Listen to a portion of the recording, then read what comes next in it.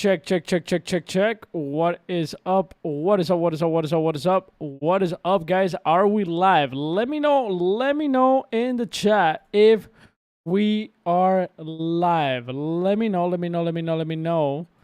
Let me know if we're live, ladies and gentlemen. What is up? What is up? What is up? We are back. I'm having a little bit of coffee. So let's get started with this today because today is going to be a little bit different. We're going to start with a different game. We're going to start, obviously, with Wild Forest. You guys know Wild Forest. I played it many, many times here. But I'm going to showcase Wild Forest for the people that might join this stream later. I'm going to showcase Wild Forest from the beginning so you guys can see how this play to airdrop is, right? How does it work? Play to earn, right? The play to earn, play to airdrop, whatever you want to call it, right? You guys know that I've been playing this game since the beginning, or I played since the beginning. I haven't been playing because there's so many games. I was focusing on Pixels, right? Making sure Pixels was successful. And we did that in this stream. But now this game, in my opinion, has massive potential. And I don't think a lot of people are talking about it from that perspective, right? Everybody's playing it, it's a fun game or whatever, but the potential that this game actually has, we're talking about the potential. What can this game actually achieve in Web3, in crypto gaming? It's actually massive. And the fact that this game is part of Sky Mavis, is part of the running ecosystem, right? It's even better. It's even more huge, right? Because the fact is that this game was made by the developers of Mushroom Wars, right? Mushroom Wars is a very successful game in Web 2. It's not the same as Web 3, but in terms of making a game, they know exactly what they're doing. And we're going to go through this real quick. And welcome to the chat. Welcome everybody that is here. I appreciate it. Cockringer, Ark, DSI, Eric Husman, Fabio, the real Simone. Thank you guys for being here. So let's get this started. And let's go through like a little tutorial before we play the game, right? A little tutorial and a little overview of the game. And then, of course, I will make a new overview with the play to earn details of this game. But we're going to go over this details also here in the live stream, right? So let's get started. So right now, Wild Forest has a play to airdrop campaign, right? It has a play to airdrop campaign. As you can see right here, it has a play to airdrop campaign. And if you are in the top 4,000 in honor points, and I'll explain how honor works, then you get guaranteed WF coin, which is the Wild Forest coin, right? So this is the first season. Apparently, there's going to be a season 2. Right here in their FAQ, they already say they're going to have a season 2. If you think you're missed out or whatever, there's also going to be another season. But get started, because this just started. Even though I'm kind of late to start, because I've been, grinding all this stuff late, quote unquote late. It's only been a couple days. But, compared to other people that might be grinding, I'm still going to grind. I'm going to try to make it to the top 4,000. And let's see how it goes. But nonetheless, there's going to be a season 2. So you should be fine. So you need to be in the top 4,000 in terms of honor points. How do you get it? By playing, by owning NFT cards, and by having other metrics that I'm going to show you right now. So honor points are earned for completing a Wild Forest play to airdrop achievements or holding Wild Forest NFTs. The more honor you accumulate, the higher your position in the play to airdrop scoreboard, and the more airdrop tokens you receive at the game release. So basically, that's how it works. Honor points, you get it by participating in the game. If you're top 4,000, then you get a certain amount. Now, this game is extremely addicting. This is an RTS, if you guys don't know what it is. It's an RTS, and we're going to go into the honor system here. I think I have it pulled up right here. I pulled it up. You can see right here, game achievement, battle days. This is going to give you honor points. Battle wins is going to give you honor points right here. Airdrop PvP. This is premium battle pass. Okay, so if you get the premium battle pass inside the game, then you get more honor points. Battle pass progress. So right here, depending on your battle pass progress, you also get honor points. Top 1,000. So top 1,000 in the leaderboards, you get 500 honor points extra. Unit level up. So if you level up your units that you're gonna use in game, you also get airdrop. Unit rank up as well. You also got your Wallet Connect, of course, running Wallet Connect. You got Premium Battle Pass achievements right here. Season 1, Season 2, Season 3, etc., etc. You also got seasonal leaderboards. So apparently there's going to be 5 seasons here. So this is kind of alpha right here. It's not only 2 seasons, it's 5 seasons. As far as we see here in terms of like airdrops. We also got account age, as you can see. I'm already at 5 months right here. I'm already at 5 months. So I've been here from the beginning. So I could recalculate my honor here. Let's see. I should be fine. Also, skins give you honor. Also, legendary skins give you honor. And units, depending on the rarity and collection set that you might have, will give you honor. So that's basically how the honor works. As you can see right now, this is my ranking right now. My ranking is pretty lame. And I haven't really played. So I have 9,882 rank. So I gotta be top 4,000. There is a raffle if you're not in the top 4,000 to get some Wild Forest token. There is a raffle. But the reality is that you shouldn't count on that. You should try to go for the top 4,000. That's what you should be doing. Now, if you guys don't know who this developer is, they created Mushroom Wars, as you can see right here. Mushroom Wars. This is a massively successful game. People still play it here today. It has millions of views on YouTube. It is kind of old. It's been around for around 10 years, but people are still playing it. It's legendary. So what I'm trying to say with this is that this team knows exactly what they're doing when it comes to gaming, and they have partnered up with literally the best play to earn crypto gaming blockchain, which is Running Network. And I just think it's going to be an explosion because these people also understand what it means to be early in a new wave of gaming, right? They were one of the first ones to have successful games in mobile, right? One of the few, one of the pioneers, I would say. One of the pioneers of mobile is them. Not exactly like Clash of Clans, success, but very successful. Very, very successful. So they know what they're doing. So that's pretty amazing that we have kind of a team that has that kind of level of experience in the Running Network. And then the game that they have is actually so good because it's a combination of Clash Royale. If you guys never seen Clash Royale, also a Clash of Clans Clash Royale, you can see right here. So if you see Clash Royale, I mean, it's a quick battle, right? You gotta like defeat the other enemies' towers and stuff like this. But you don't really have much control of your characters, right? So it's an RTS, but it's kind of linear. It's kind of linear. There is some strategy in what heroes you kind of like deploy, but there is no real strategy of moving your characters and your heroes, right? And this is where like the Age of Empires and other RTSs comes in this combination with Clash Royale, 1v1 quick battles, but then you have Age of Empires style where you have to dominate, right? And basically move your pieces around, right? Or there's other RTSs out there, but for me, Age of Empires is the one that really resonates the most with me. So basically you move your heroes or in this case in Age of Empires, horses and stuff like this, and then you destroy the enemy base. That's basically what this game is in a nutshell, right? Clash Royale with Age of Empires mixed together, boom. Massive,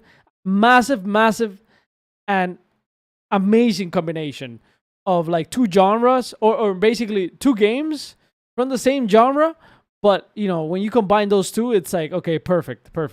I was craving for an Age of Empires, but this might do the job. This might do the job for a lot of people. Because Age of Empires can take 30 minutes to an hour to 2 hours playing against other people. This is like 10 minutes max, right? So anyways, I hope you guys understood a little bit more. Let's go into the honor system here as well. And let's see what the honor system gives you when you win too.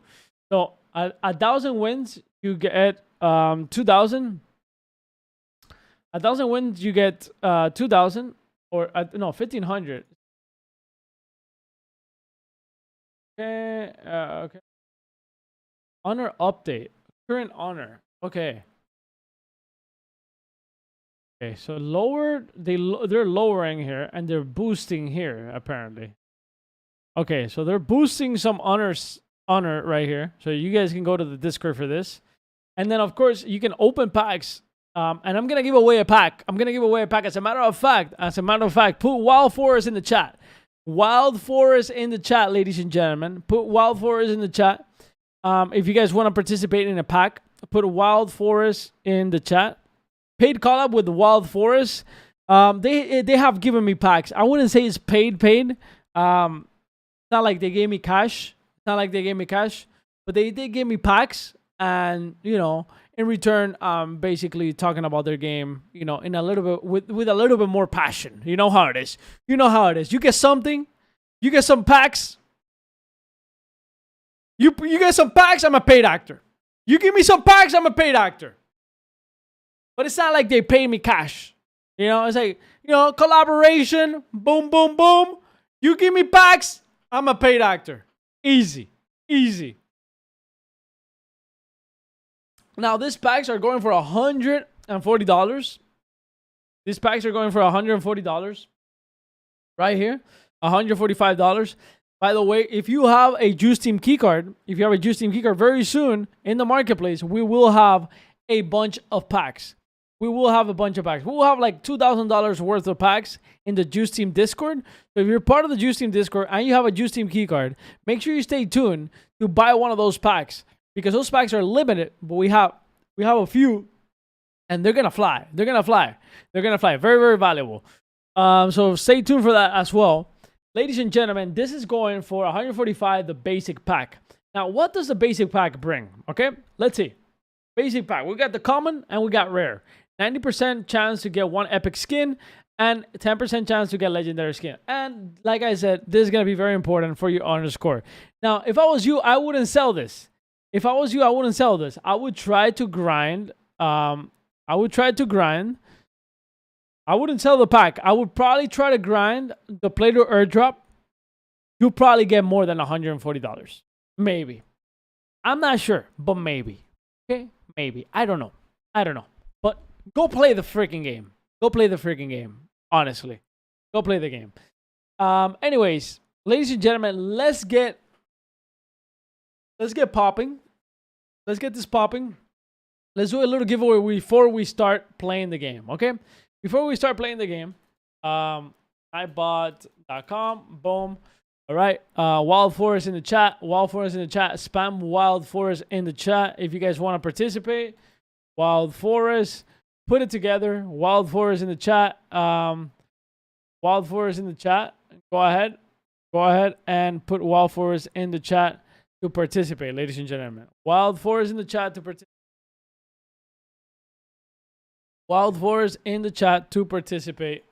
Put it together. This is how you should put it. Just copy paste my stuff, okay? Boom. Wild Forest in the chat together. Wild Forest in the chat to participate. Let's put some music, by the way. Let us put some music here. Got here.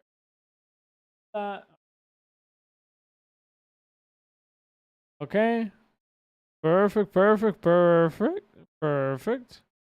Okay. Yeah. Okay, let me put some music here, ladies and gentlemen. Gotta put some music. There we go. All right, ladies and gentlemen, Wild Forest in the chat for a basic pack worth $140. $140. Now, we're going to do a few of these throughout the week. I have a bunch for you guys. I made sure that we had a good amount for you guys. So let's do this. Ladies and gents. Let's do this. Boom. All right, you guys ready?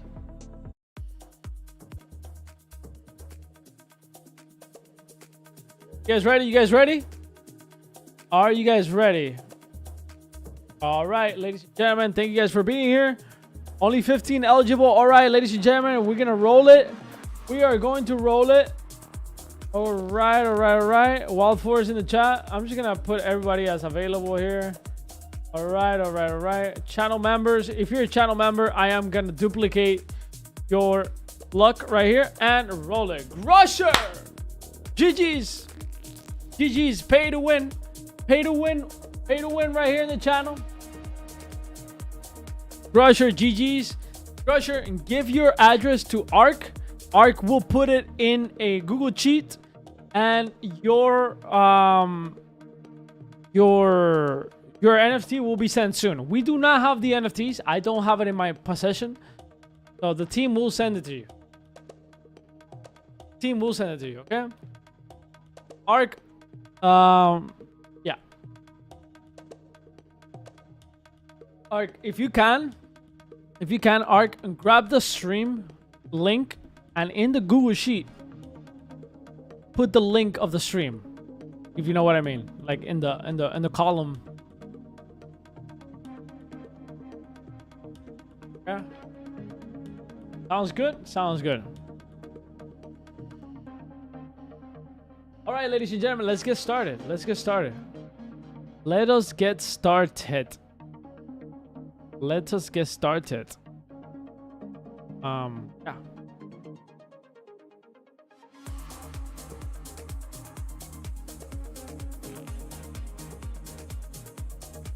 Boom.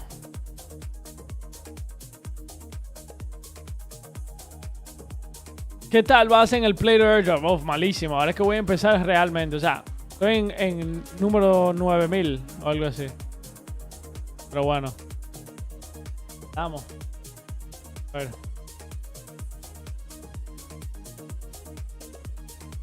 Okay, so if you want to get a premium, how can we get the premium battle pass? It doesn't say. Oh, when do we get the premium one?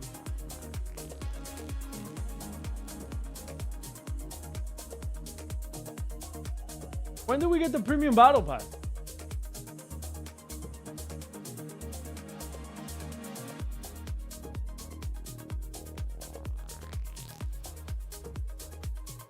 Okay, so it doesn't say here.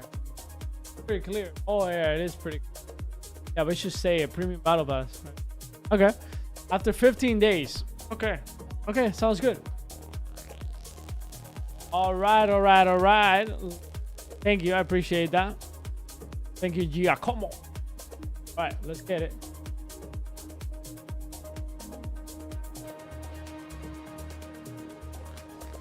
I'm all the way down here. Ask. Let's just play.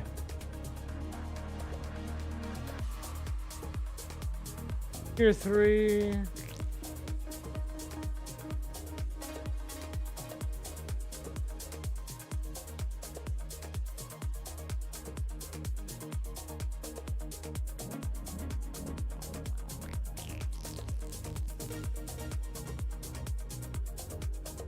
Okay, boom.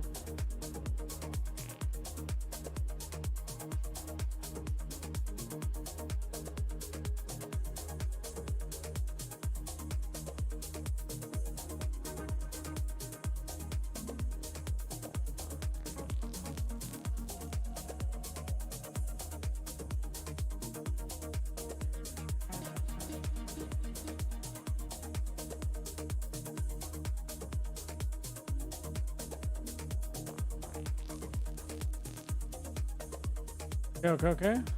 That tower, give me that tower. Boom. Okay, take care of this.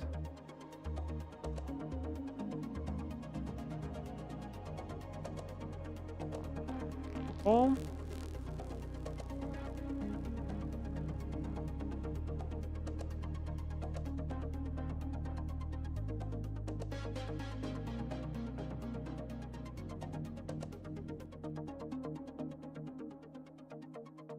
Okay, tower level 2. Good. All right, tower level 2. Perfect.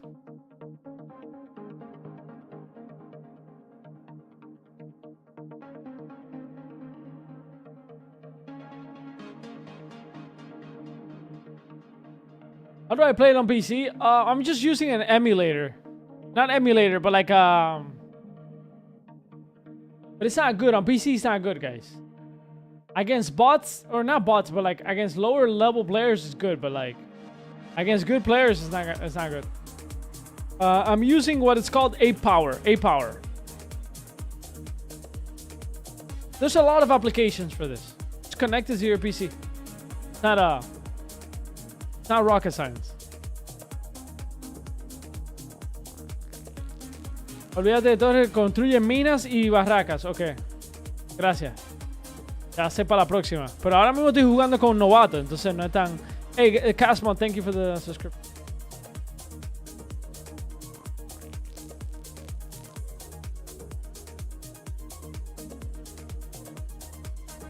Pero acuérdate que también hay quests también que te dicen que construya torres. Entonces es importante construirla para los quests.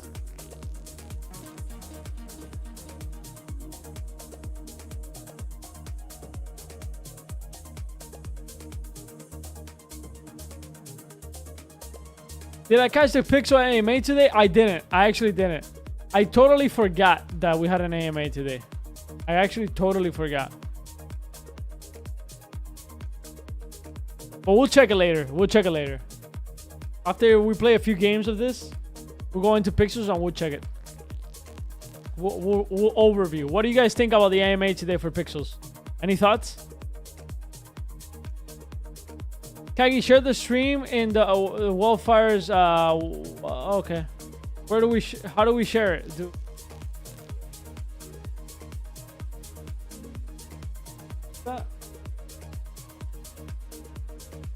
I'll share it.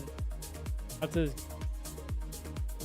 All right. So right here, we're gonna destroy the tower. That is the end goal right here.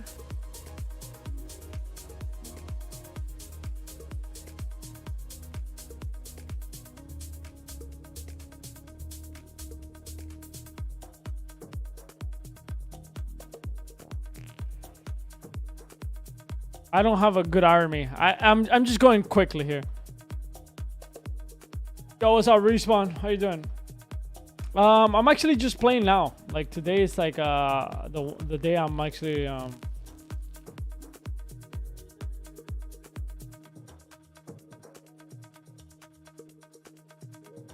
recap, Gooseman style. So chapter 2 will be delayed for another 4 weeks. Internal issues at the Pixel team. Guild shard selling coming next week. Split in the Pixel spool. 70% for VIP and landowners. 30% free to play. Maybe a third pool for landowners. Land NFT rewards coming tomorrow. Guild permissioning system coming in a few weeks later than chapter 2 rollout. I don't agree with rolling out. We're gonna talk about that, but thank you. I don't agree with rolling out selling shards without guild permissioning.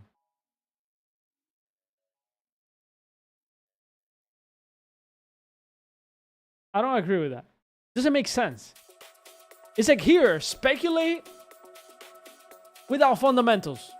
Sell, buy, sell, buy, sell without knowing anything. Oh, Kagi, how can I join your guild and be part of your guild? And how can I rank up in your guild? Well, I don't know. We don't have anything. Oh, well, I'm not going to buy your guild then. You know, like there's no structure to sell your guild. Does that make sense? I don't agree with that.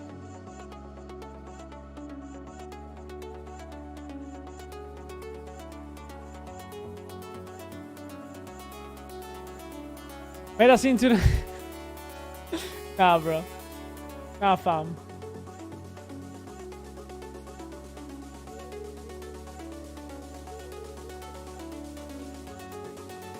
Okay.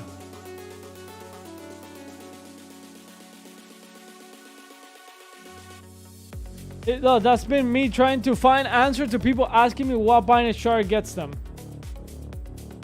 Like, yeah, we can't structure. Let me talk to them and to on Pixels.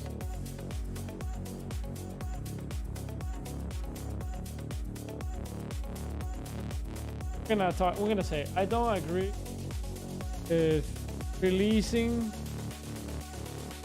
card trading without having the guild structure in place.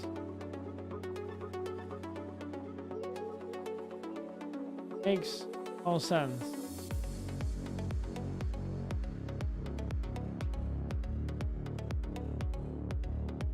Makes no sense in my opinion. Let's wait. Entire guild system to be in place so that less people trade for speculation and more fundamental benefits of joining guild.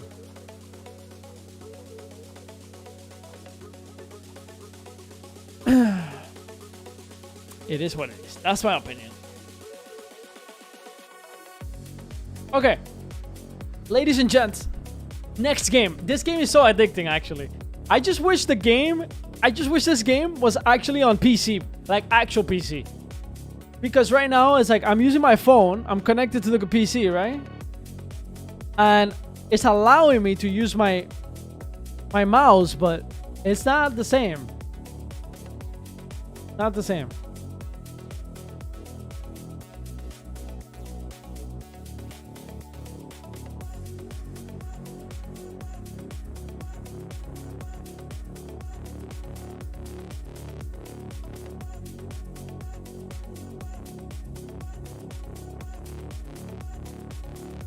Called A Power.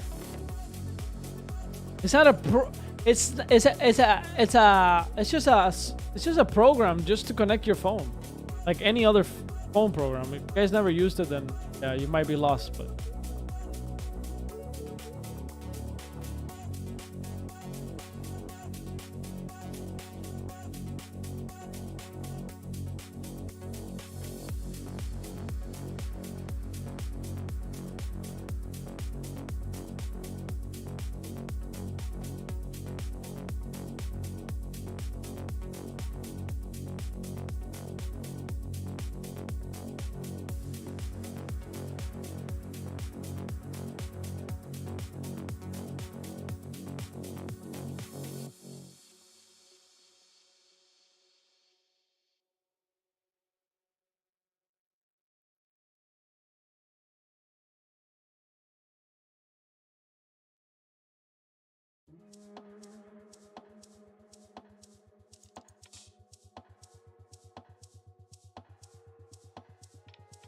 yo, attack! What the fuck is wrong?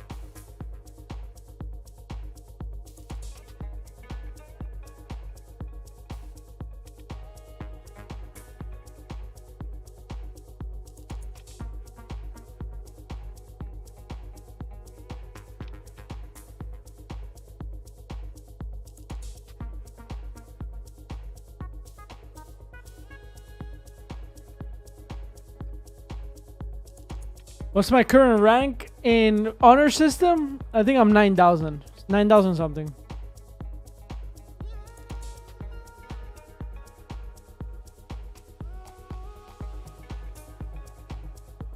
They're trying to D-rank? Really? Why would you try to D-rank? What's that meta? What's the D-ranking meta? What the fuck? That's whack. Normal ranking? I don't know. Like wait, what's my normal rank? Check now.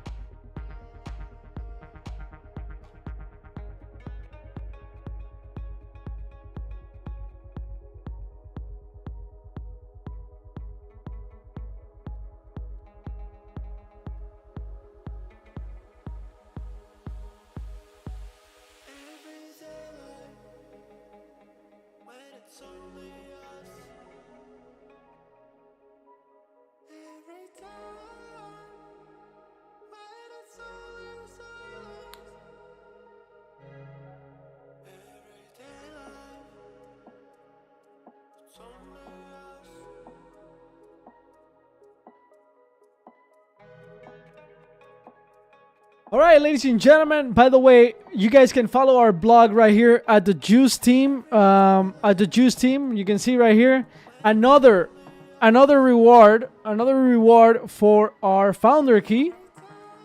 So if you have our founder key, ladies and gentlemen, if you guys have our founder key, boom. You guys already know. Make sure you guys stay tuned in the marketplace. If you have the founder key, you know what's up. Now, if you want a founder key, it's right here. You guys can mint it on Polygon Network. Boom. Okay, we have a lot of benefits for our founder keys. We have given thousands of dollars out. Thousands of dollars. We make sure. Here's the thing. Here's a big difference between me and basically a lot of the space here. We make sure that when we make a deal with the game, we make sure that the community wins too. That has been the premise of the founder key. That was the main purpose of creating the founder key.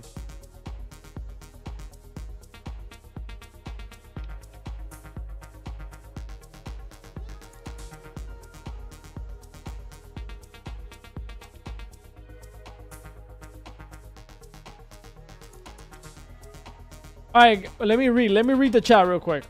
My bad. I went into the founder key thing.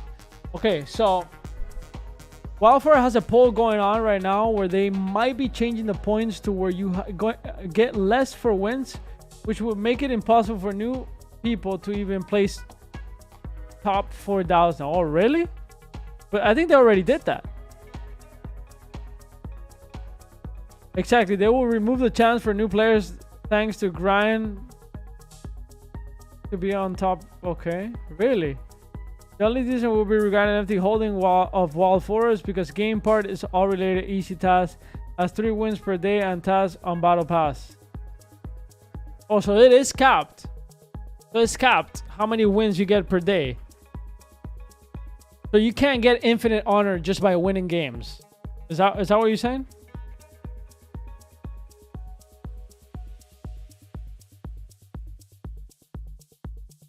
Kagi, when founder key on Ronin? Not now. Not anytime soon until they open up.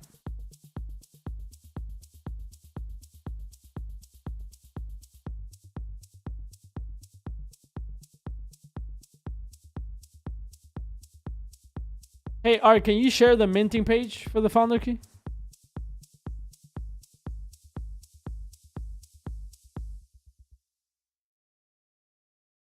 Share the website, please. Wait, no, it isn't cap?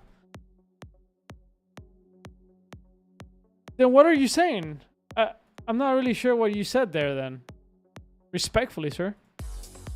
What you said, like, the only difference now will be like whether you have an NFT or not. Because you can only get... Let me pull up the chat again. Wait a second.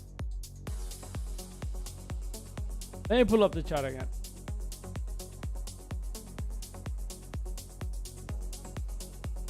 Put it up. Let's pop you guys out here. That's it. Make sure ground. Okay. What? Oh, okay. But isn't the wins a big part of the equation right here?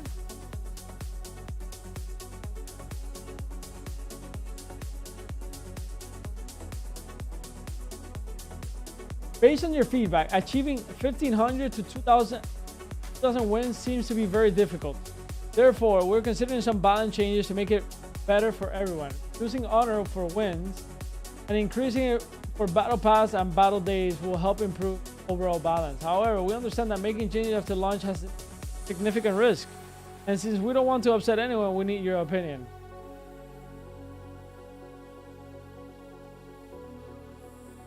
So new players get affected by this, obviously.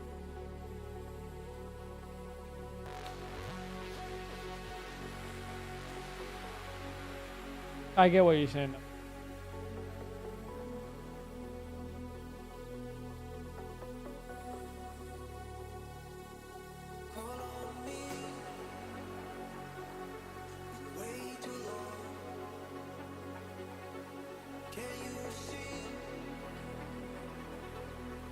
Wait, 2,000 wins used to give you 3,000 honor points.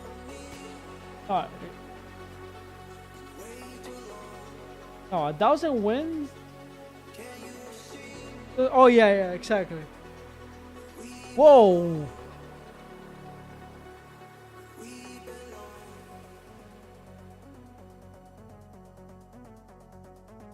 I mean, bots were gonna win anyways, right?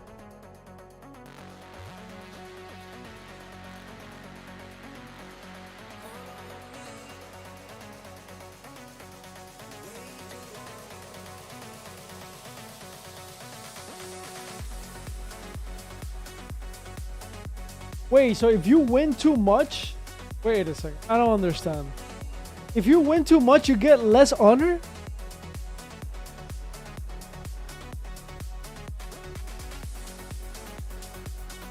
Am I... What? I'm so confused with this. And math ain't mathing. Okay, these are so these are like achievements. Achievements.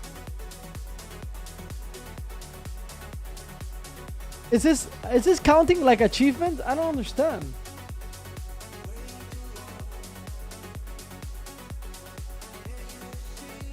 How is it that 2,000 wins you get less honor?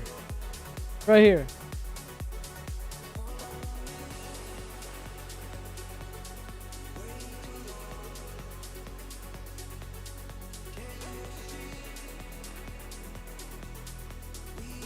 It's cumulative. Oh yeah, so it is achievement. Yeah, these are achievements. It's basically like an achievement. 1,000 wins, 1,500. 1,500 wins, 1,000. Yeah, it's like an achievement. That's a better way to grasp, to understand. Because the way this is put in, the way this is like set up right now in the cheat, it's like, oh, so the more you win, the less you get. It's like, it's cumulative. Maybe I set that up in my mind. It makes sense now. Why Kagi mad? I'm not mad.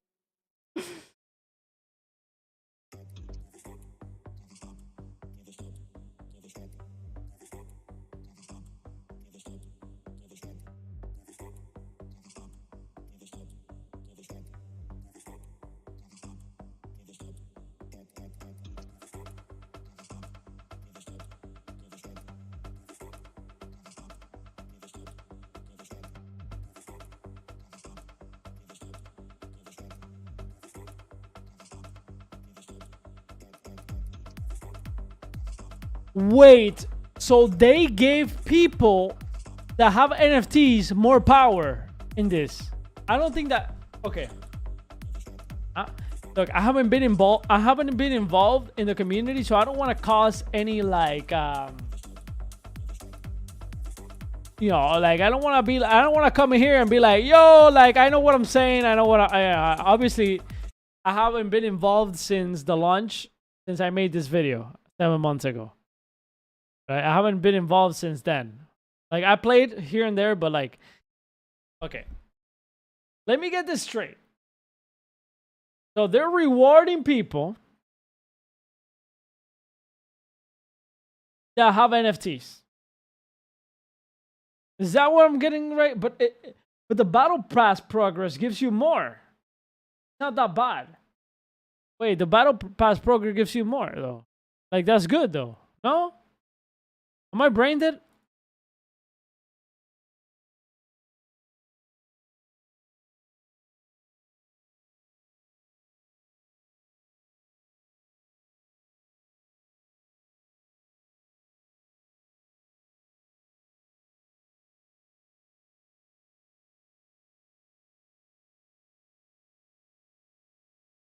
But I still don't understand why.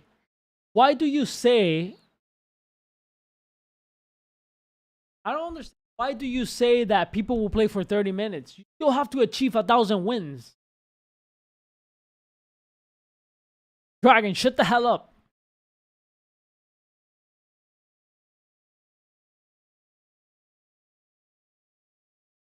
If you're new, you can't finish the pass now. Oh. Because it started a few days ago and it takes... Okay, but that's the battle pass. What about the wins, though? The wins still have a lot of weight. No, I understand the battle pass is easy. I'm talking about the wins. People still have to win 1,000, 2,000. Huh?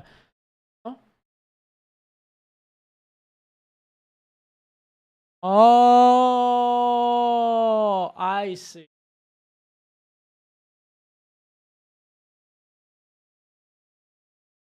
I think NFTs. Okay, I get it now.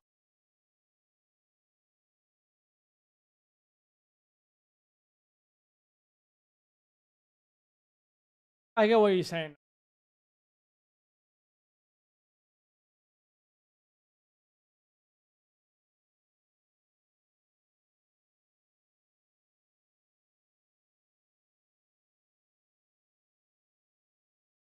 I think, okay, here's my take on this.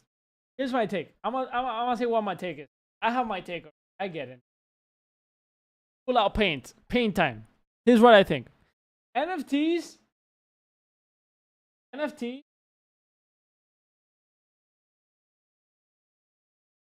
NFTs. NFTs should be tiebreakers. Okay, tiebreakers. So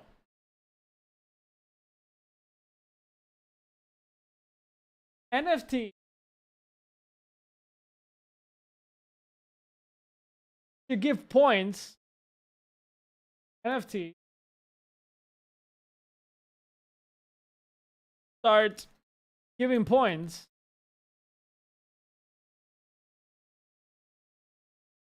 after a certain level amount of wins. Progressively. Never all at once. As an example.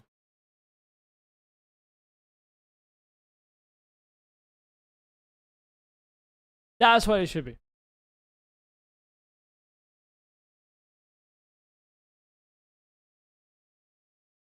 So let's say you have 500 wins. If you have a lord and 500 wins, or like 100 wins, let's just let's just do like an exercise. Okay? Let's do an exercise. So level you have 100 wins. Right? 100 wins. How many points per win? How many points per win? I want to be as accurate as possible here.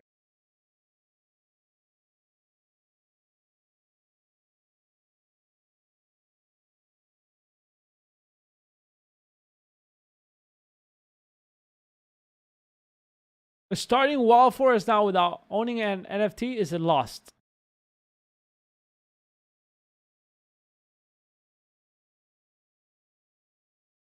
NFT is not a problem, but wait, we just said it is a problem.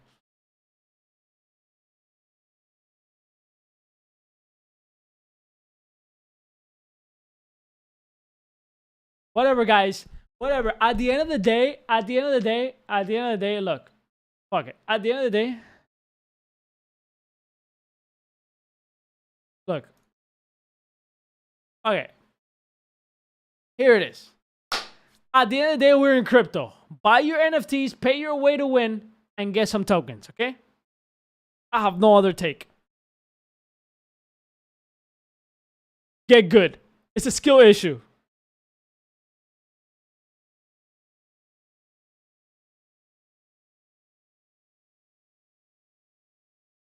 Kagi top one holder already said that he will split his owning between 3 accounts for taking 3 spots on top 10, since the grinding part isn't necessarily they're just in there.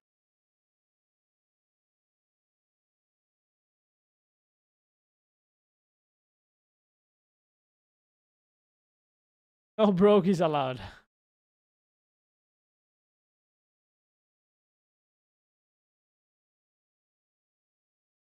It's alright, it's alright, it's alright.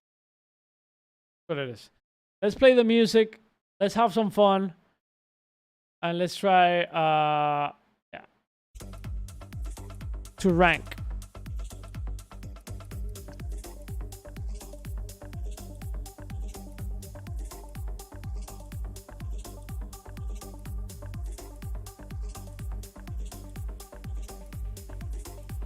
Bought a lot more run today. GG's. TSI. How much more? How much more run do you buy today? Tell us. Tell the chat. Tell the chat. Tell the chat. We want to know. We want to know how much you bought. What's an estimate?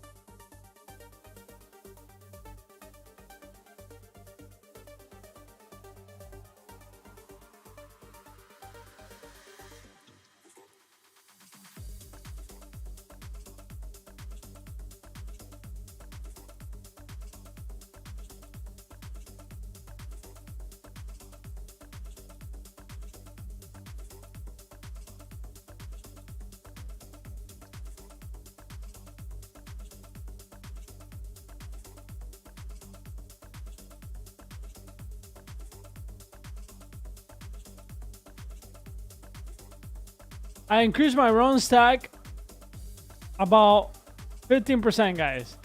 First buy was, so I'm gonna buy a lot later. Wait.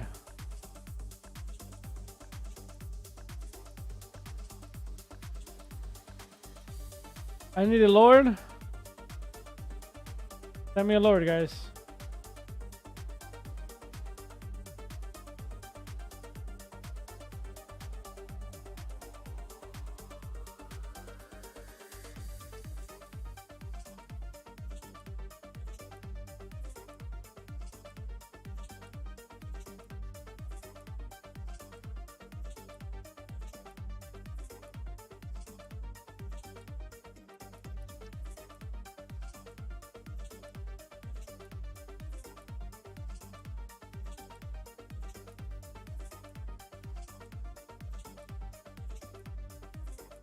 All right, Matic. Have a good night, bro.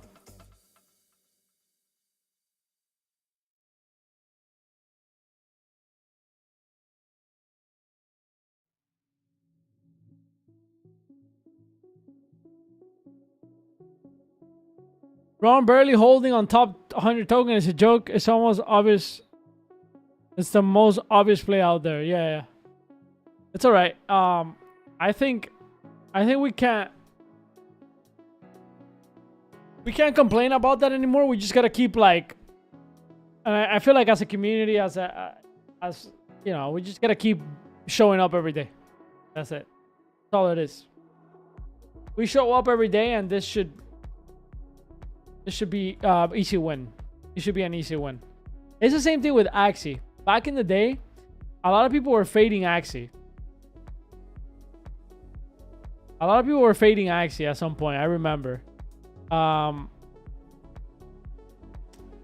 You know, and the reality is that we showed up every day. We showed up every day and Axie won big.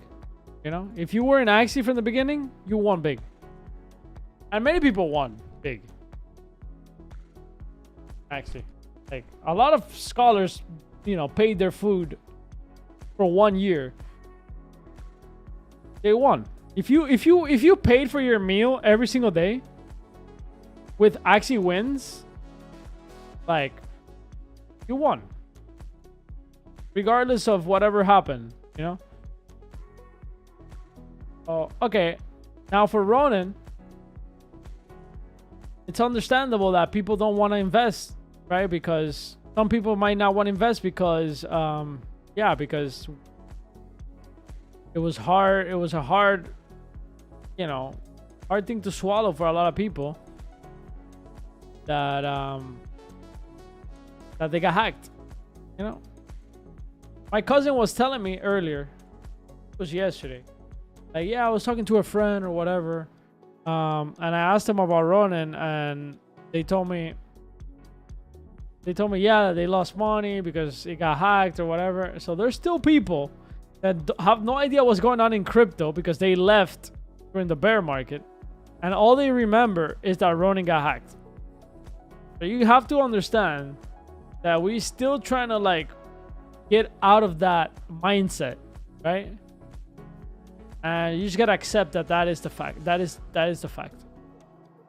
We're still there. We're trying to get out. I would say we're a couple months away from that. People are gonna start realizing that holy shit. And you know what the problem is too? Like, you know what the problem is? You know how many projects get hacked and nobody says anything? Everybody just keeps going like nothing. That's what pisses me off the most, right?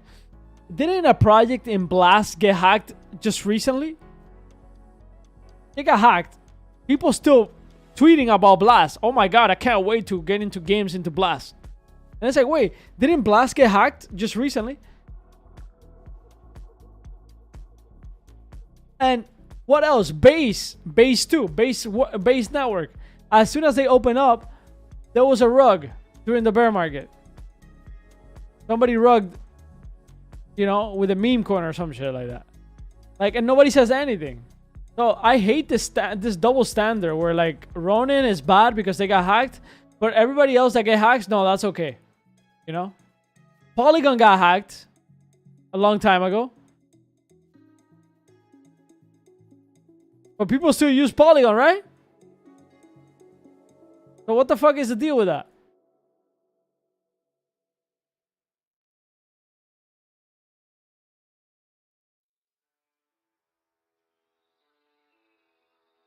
No, Polygon got hacked. No, Polygon got hacked too. I'm pretty sure. Their bridge got hacked. I want Polygon bridge hack.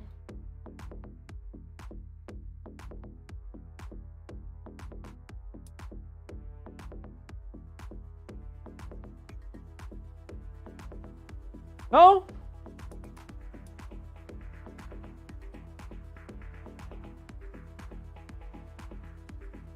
Just like Axie.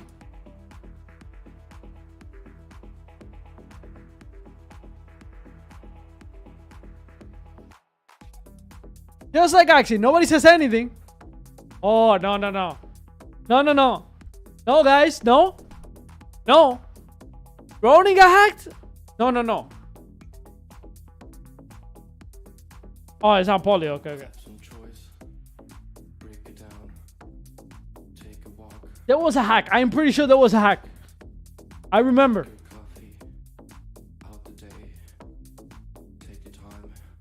There was a bridge that got hacked in Polygon.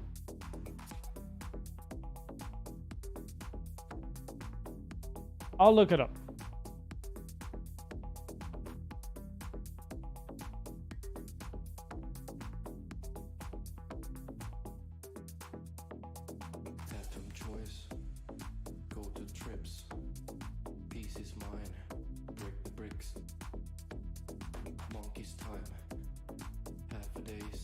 It wasn't that big. It wasn't that big. That's fair. It wasn't that big.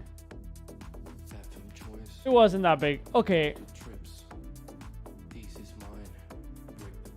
Apparently the hacker test right here, it wasn't that big, but it's still, it could have been more, right? My point is that this shit happens all the time. You know, that's really my point. It happens, and it's annoying. It's fucking annoying that, you know, like, it happens. That's really what I'm trying to say. You know? And it just bothers me, like, there's a double standard like that.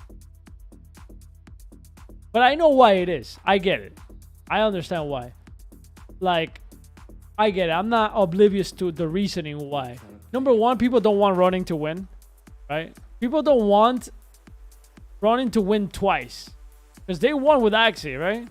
A small team with a small game literally has a small team with a small game.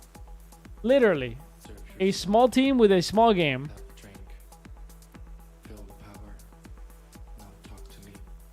A small team with a small game, ladies and gentlemen, literally has all-time sales in NFTs. They don't want Running to win again. That's what it is. I get it. But they want to keep saying the same narrative, blah, blah, blah, blah, blah. But we're going to win.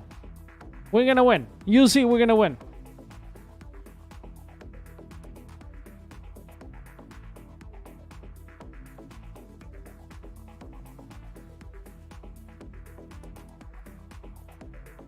And now Ron is doing it again with pixels. Exactly. And this game too. This game's doing pretty well too. And apparent too.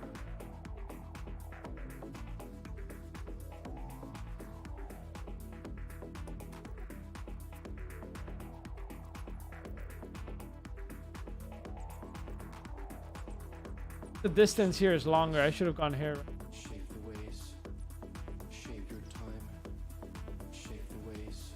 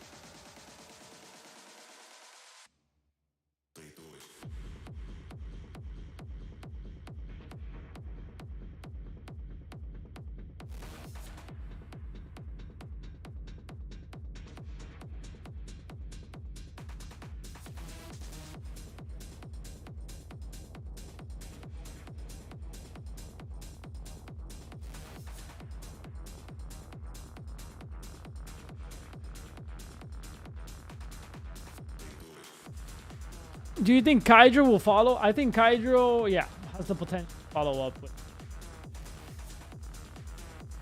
Absolutely.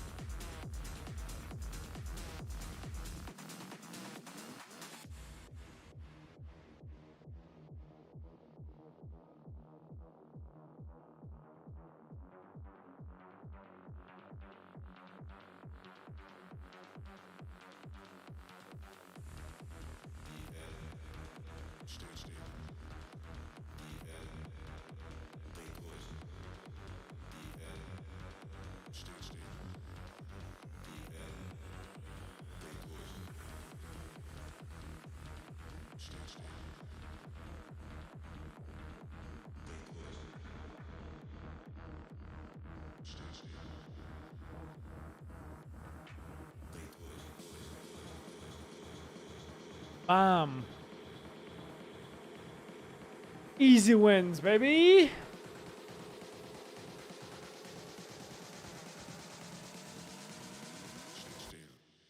Yo, banana pool is going crazy. What do you mean it's going crazy? What about it's going crazy?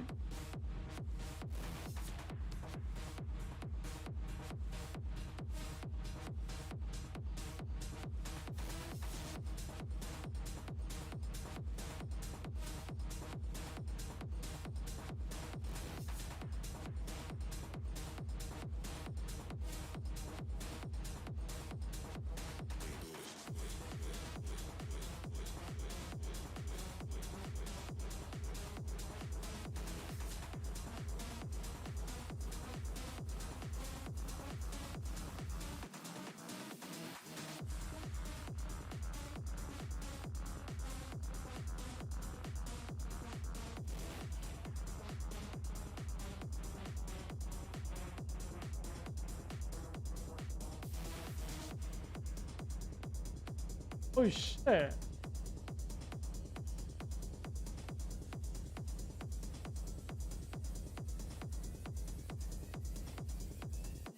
Better.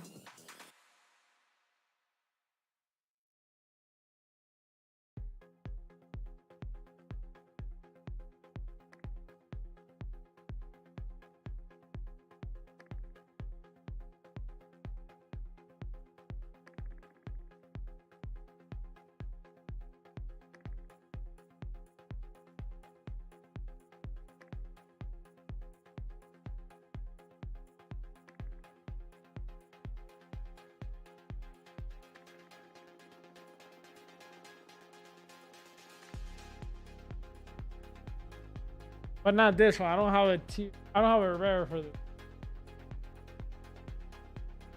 Alright.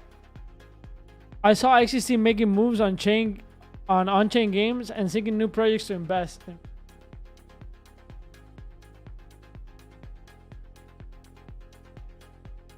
Nice. That's really nice. I think we need a little bit of push there in terms of money flow.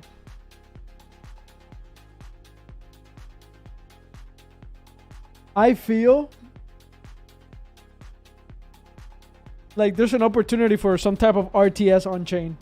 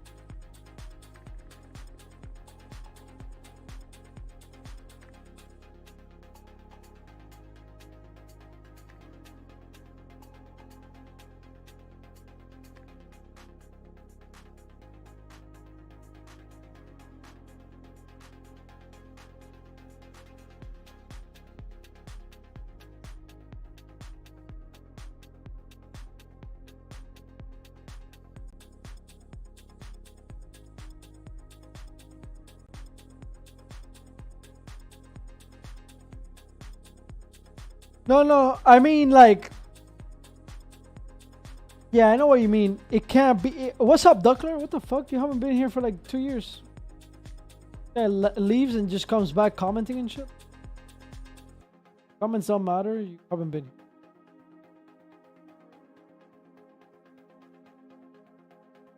You lost the privilege to have a voice here.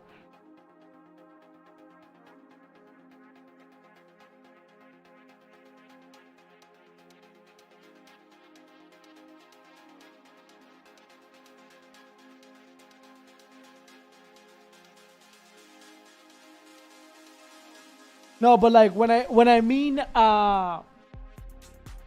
what I mean with on-chain games, and RTSs is not something like this. I'll explain.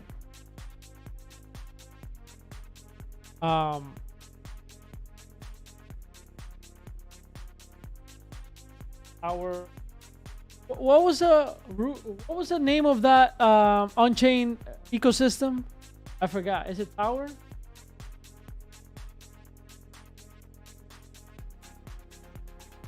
What was the name of that on-chain ecosystem that I was part of like a couple months ago? I sold it for a run-in, but I forgot the name.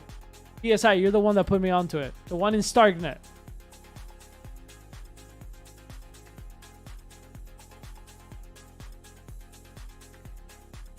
No, not Block Lords. That's a big RTS. That's not on. That's impossible to put. Yeah, I'll show you. I'll show you what I mean. As soon as DSI tells me about that on-chain.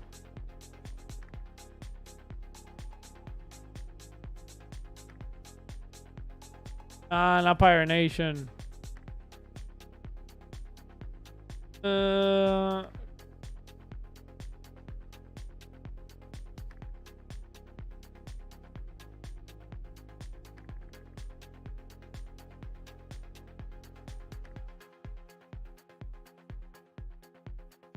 Realms.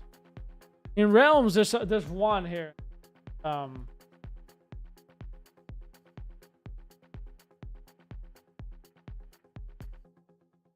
There's one here.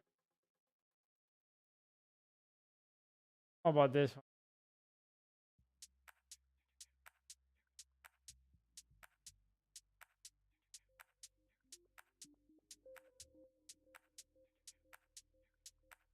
There's one here.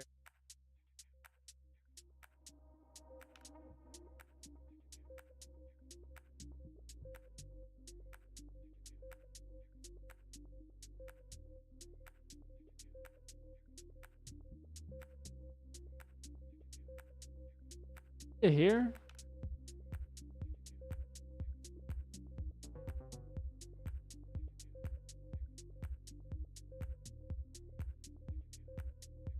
Maybe it's in Paima.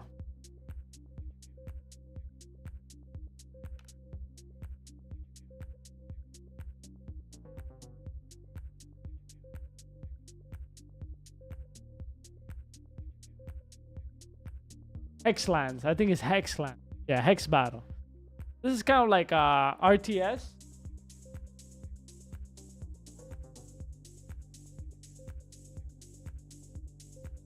Oh, this. So it's a little bit more like PvP, and you're not moving pieces. Kind of banding by just clicking on.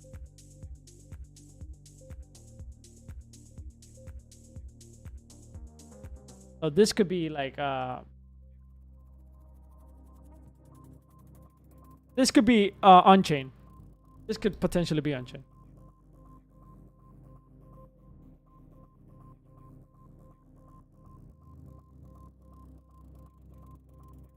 A game like this can. Yeah, you're right. Base game, not real time. Yeah, you're right. But you know what I mean? Maybe like a strategy game that is on chain, that has similarities to like conquering areas and defeating enemies, right? But you're right. This is not real time. But the concept of like, you know, taking territory and then like, it's probably doable.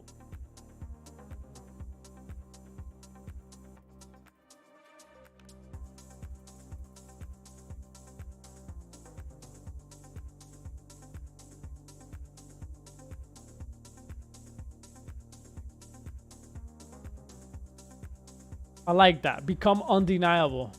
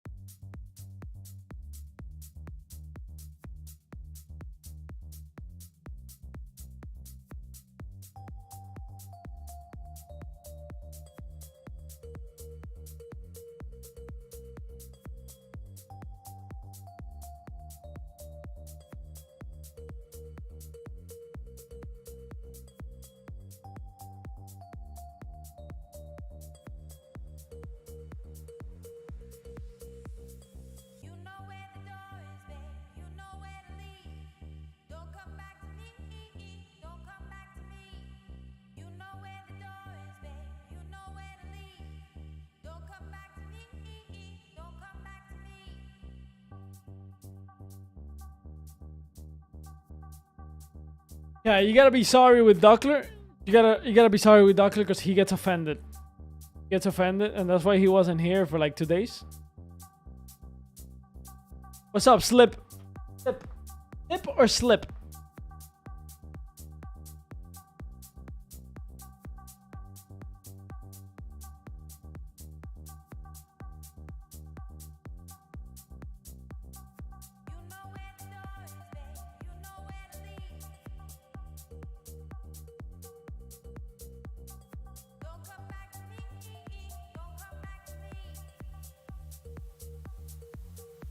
Did you know that also soil will become 1 for all other people can even steal your crops?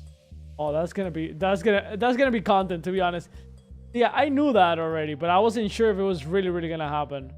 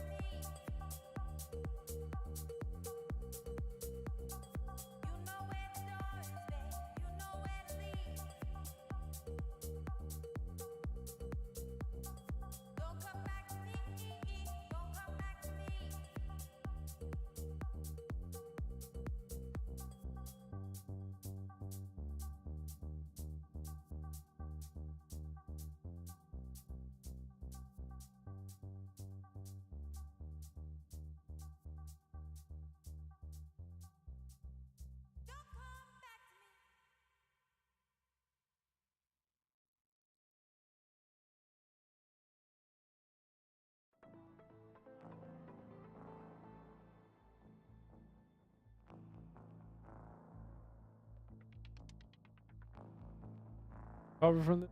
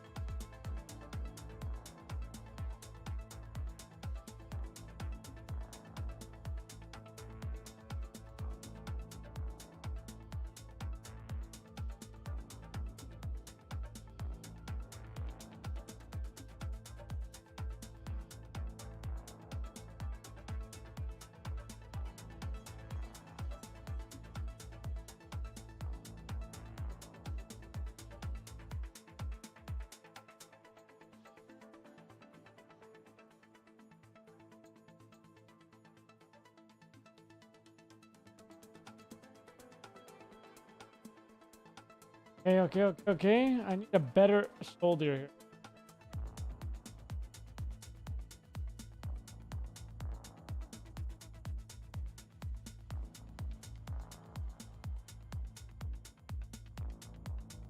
All right, let's go. Back.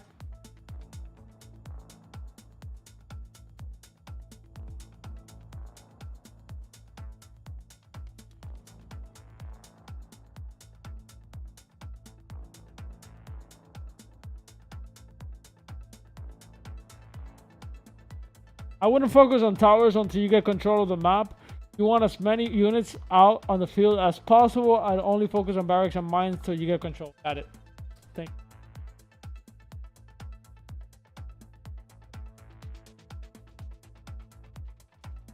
Thank you for the tips.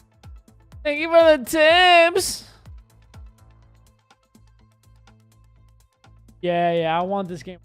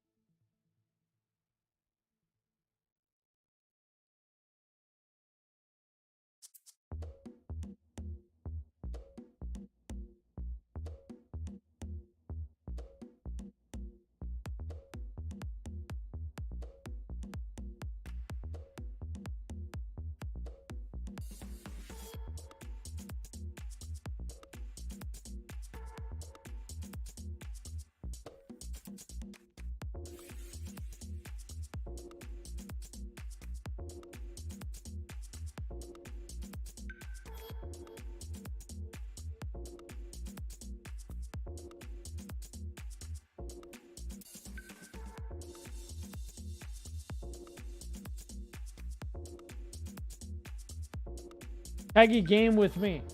People pay me for this. Pay me to game with them. What's wrong with you? Think this is free? Buy my key card.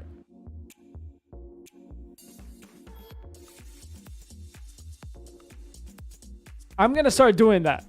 If you're not part of the key card club, you can't game with me.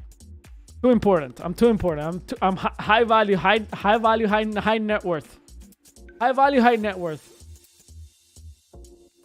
Low key,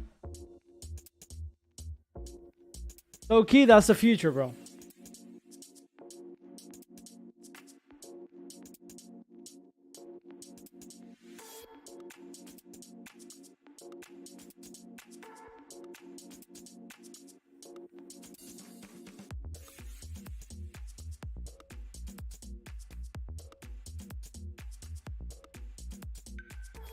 Kagi's an expensive e-girl, yes.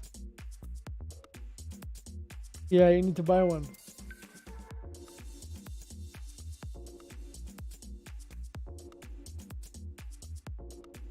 Member for 36 months. Holy shit! Actually insane, yo. Thank you. 36 months. That's a long time, bro. How much is 36 months in years? That's like almost 3 years. Holy fuck.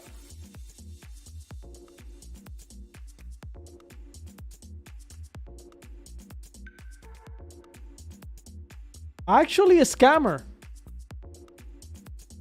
Not actually 3 years. Not almost. It is 3 years. Oh, yeah. Oh my god. That's crazy.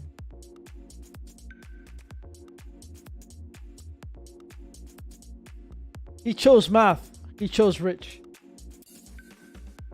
Is it worth to buy a rare Lord NFT for a W? Apparently, people say yeah. Apparently, yeah. Is there a leaderboard for points? Is there a point leaderboard?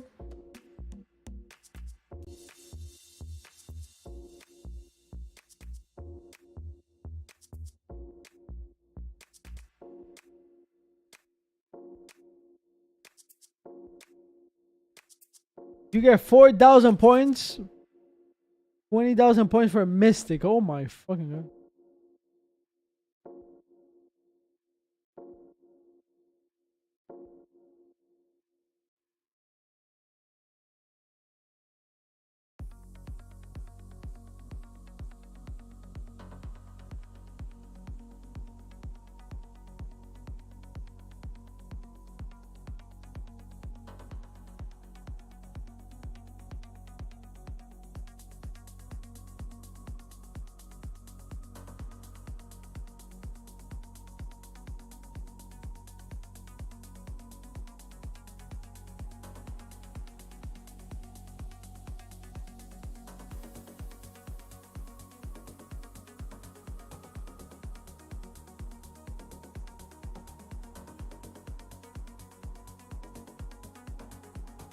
Okay, ladies and gentlemen, ladies and gents, we're gonna move on from Wild Forest. GG's to Grusher. Maybe we should do another giveaway. You guys want me to do another giveaway?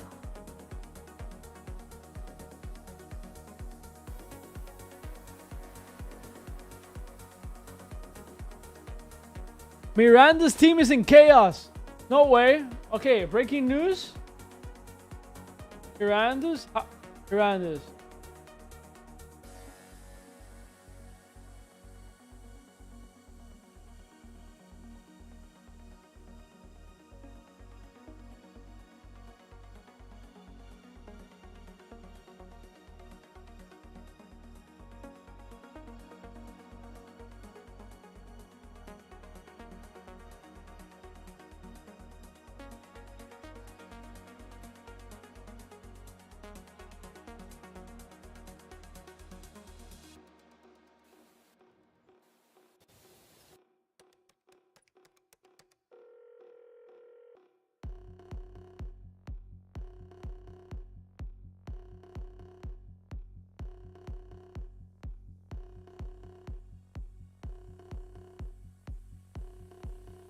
All right, we're gonna tweet.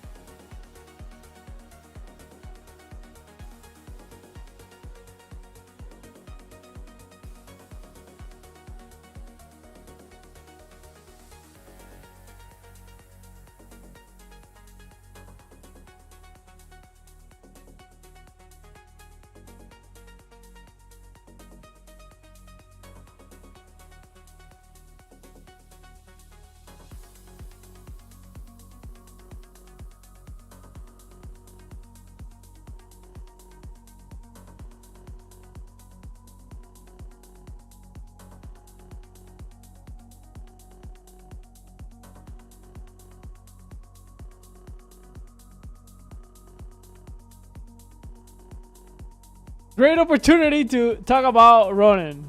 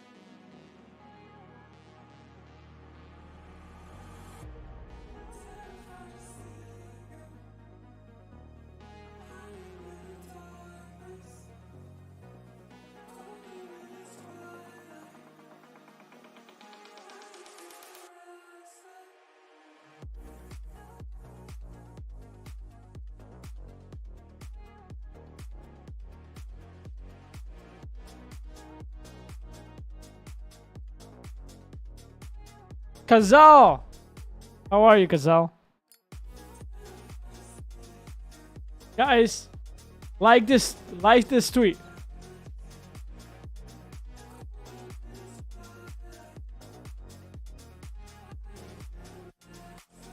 All right, we're gonna do a giveaway, guys, for this game again.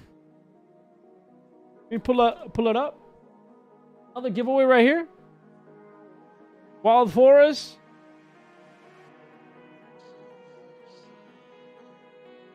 Wild Forest in the chat. Wild Forest in the chat. Ladies and gentlemen, Wild Forest in the chat to participate. If you are a paid actor, If you're a paid actor in the stream, you get 3 times the chance, more likely to win. All you gotta do is pay $1 a month, and when I do giveaways, you always have pay to win advantage. Pay to win advantage when I do giveaways and when I do stuff.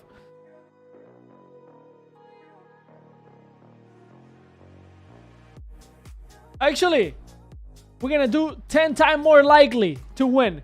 10 times more likely to win if you're a paid actor. 5, 4, 3, 2, 1. Ilias! Wow, 2 scammers. 2 friend scammers.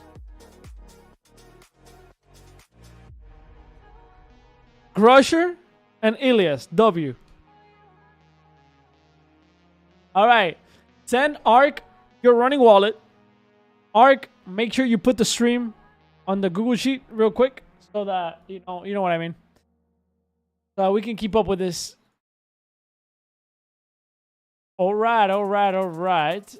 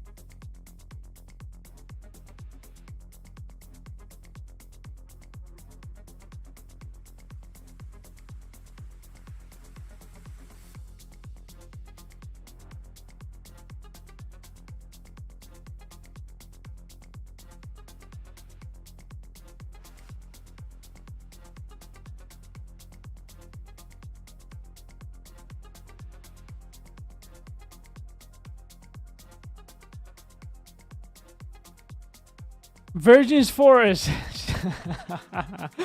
Alright, guys. Ladies and gentlemen, let's go into some let's play some pixels. Time for pixels. Time for scam. Time to get rich in pixels. Let me close all this stuff.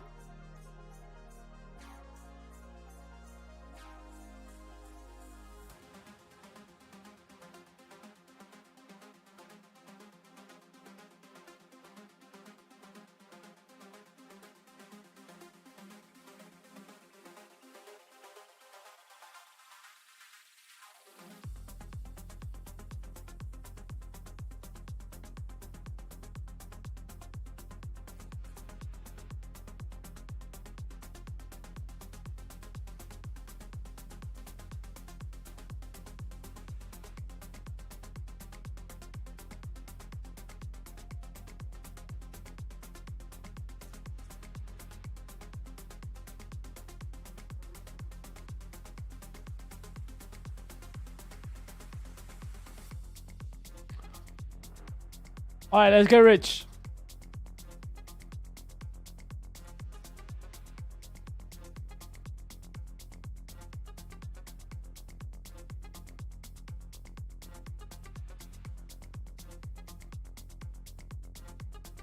What are we selling today? Wait, where's the chat? What are we selling today, guys? Oh, guys, I need to... Let me get some coffee. Coffee, and we're gonna get rich in pixels. We're gonna sell it all. We're gonna dump, max dump.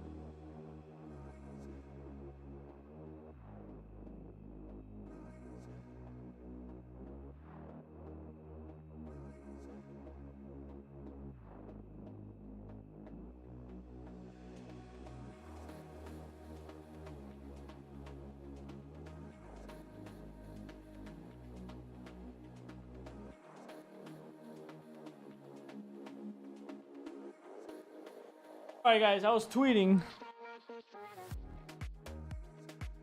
from the kitchen. We do have this packs, ladies and gentlemen. If you're a founder key holder, ladies and gentlemen, if you're a founder key holder, you can code claim one of the basic packs. Limited amount. Limited amount. Okay? New marketplace listing. If you're a founder key holder, you're here in the chat, guys. Very important you guys share this. Share this. Please. Please share. You were tweeting from the toilet, not the kitchen. What's up, Baha? No, actually. Come on, I'm a stay home dad. I was in the kitchen, you know.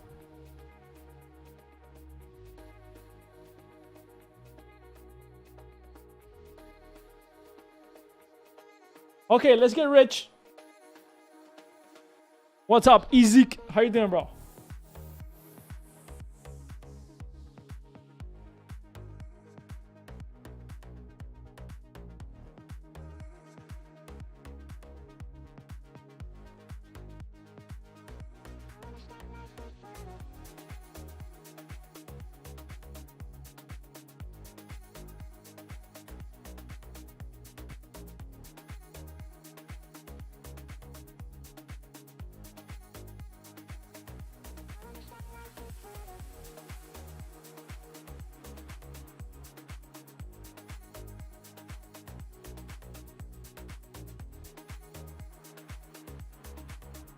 We're in quest for juice tokens. We could do a quest.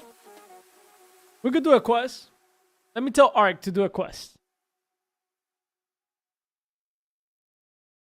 I got this. I got you.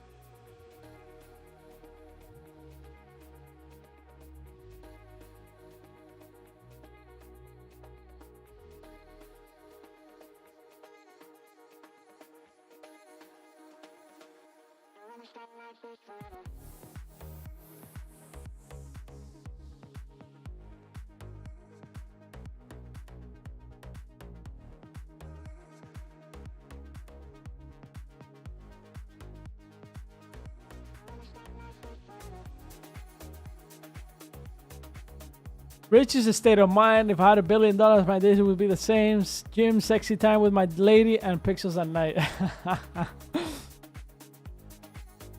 I don't know, AI. Go to our Discord and check it out, bro.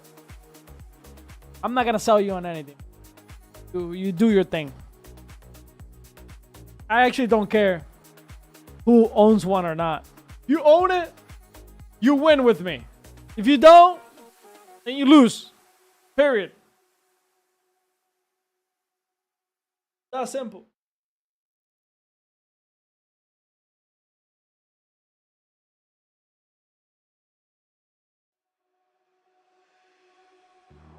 Go to the Discord and get the link.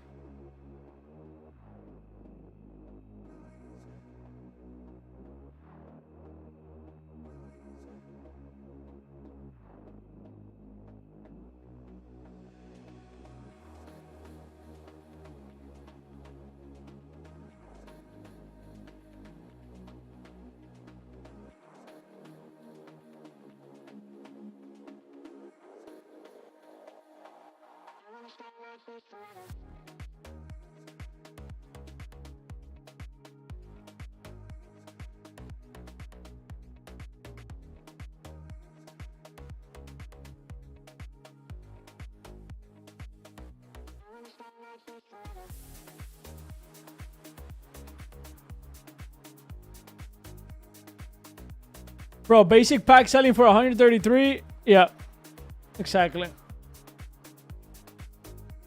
How much was a key card back in like the bear market? Like $180, right? Something like that. We launched it pretty cheap. I can't believe people didn't support us, bro. That's crazy to me. Well, I actually believe it, but you know what I mean? They faded us. We got faded. We got faded hard. How do you fade like literally the #1 Web3 gaming YouTuber in the world? How do you fade me? Like, how?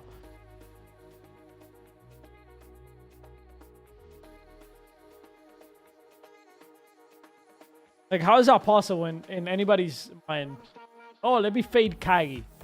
The one that literally believes in this shit the most. Let me fade him. Let me fade him. That makes sense. It makes the most sense. But it's fine. You know, I actually like that we got faded because the people that believed are the ones that have, you know, like like the reward curve. You know, like if you take like a if we go to paints, right, and we go to a graph right here, right? If this is reward amount, right? Like the curve is actually like this. The curve is actually like this, right? Right. This is the curve of like earnings with the Juice Team keycard. Hopefully in the future we have more firepower where the curve kind of like stays like this. But in reality, the curve is like this right now. You know, if you were early, you've been getting rewards, right? And it goes down because more people right here, as more people mint, the more diluted the rewards get.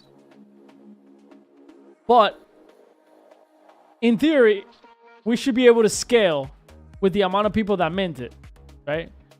The more people mint it, the better, because we get more stuff and projects want to work with us.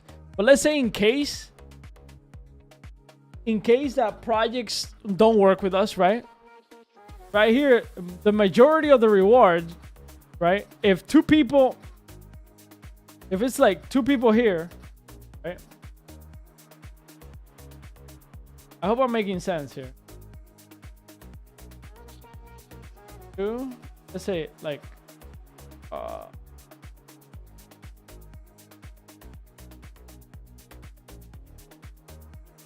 fuck, man. I hate paint. What's better than paint? I need something better than paint.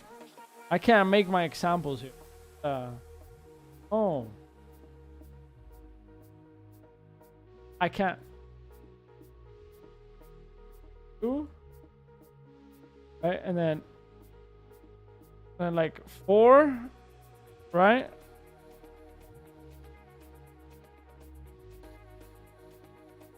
And like 10.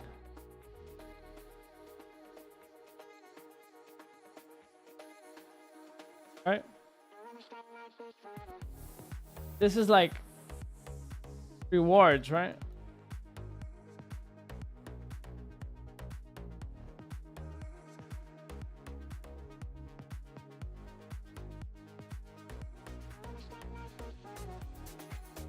So yeah, basically right now the first people that mint it basically have gotten all the rewards right here in this area. I mean, we're still in this area because it's 1,000 of these cards, and there's only 180 people, and out of those 180 people, maybe like 50 people are active, maybe. So literally, the people winning the most. The people winning the most are right here, bro. Right in this area, right?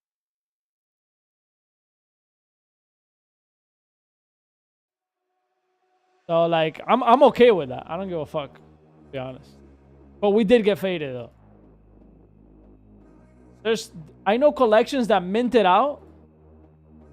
They haven't delivered anything.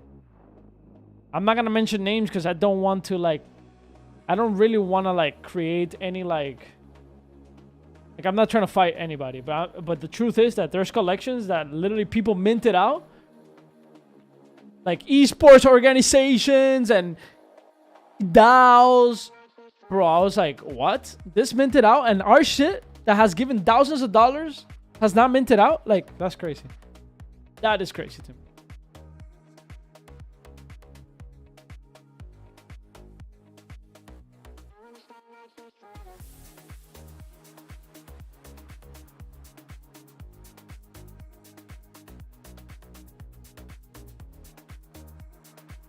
No.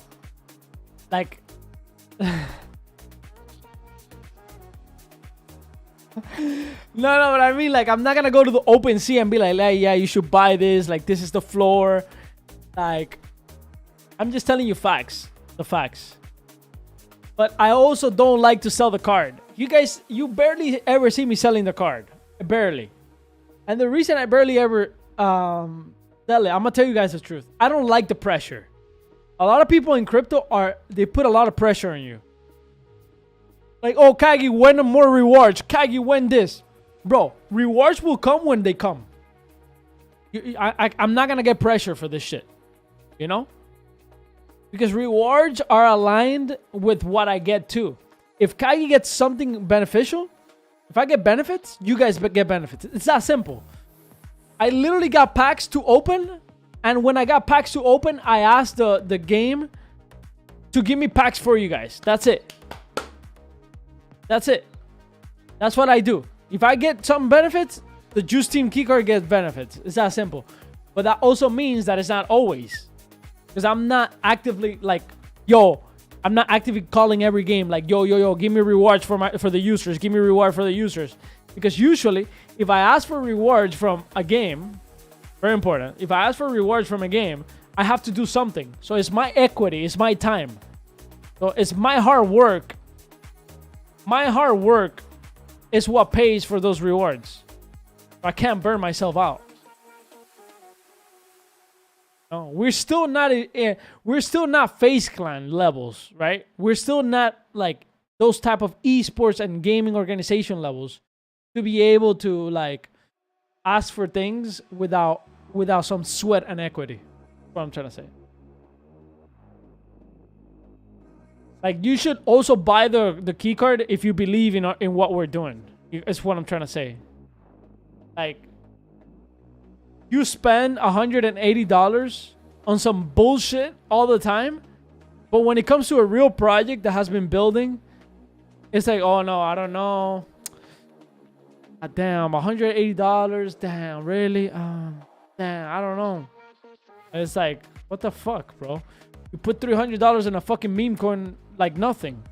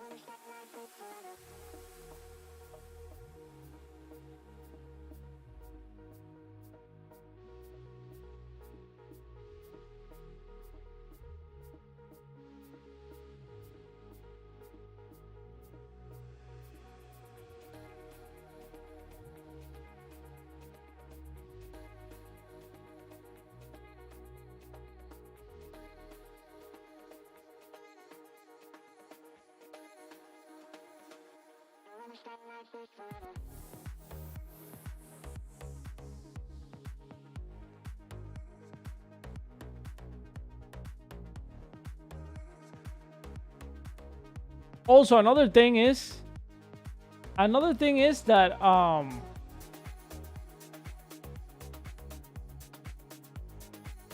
that the good thing about the keycard not minting out is that it proved that the model that we created works. It proved it. We proved it. You know, it was a good. We put it into practice, and it works. You know, the model works. The model makes sense, right? Now we just gotta expand, right, little by little. So it was good that we didn't mint out right away.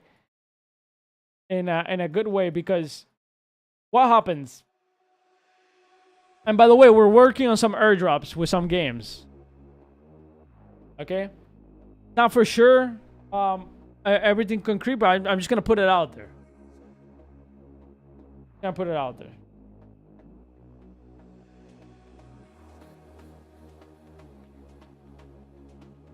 Not mint it out. No.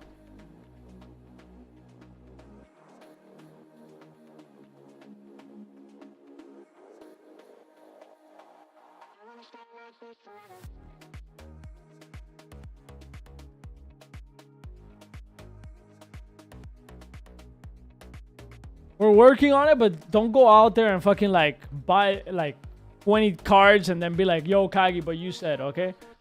I'm working on it. I'm working on it. When I tweet snapshot, don't tell me I didn't tell you.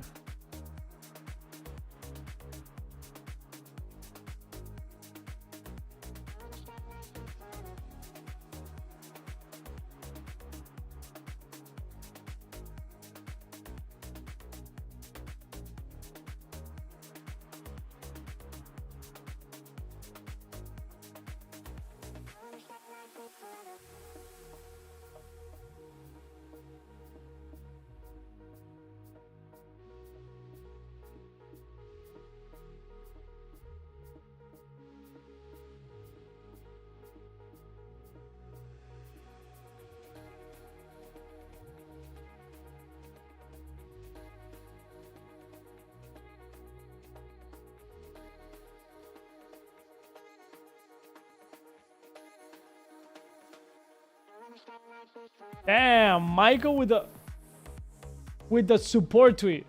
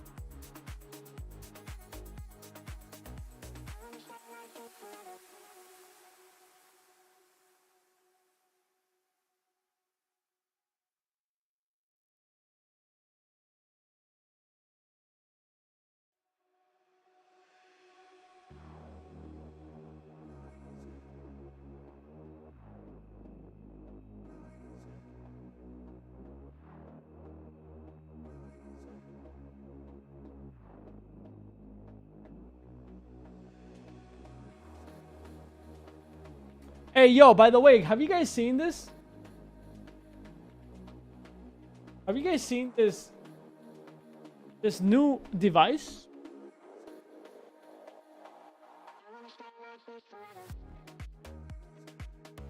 What do you guys think about it? This new device. Mistin Labs unveils the SweetPlate OX1 blockchain handheld console powered by Playtron. The device is set for 2025 release and to support a large range of games. A new contender emerges, Play OX1 handheld gaming device set for release 2025.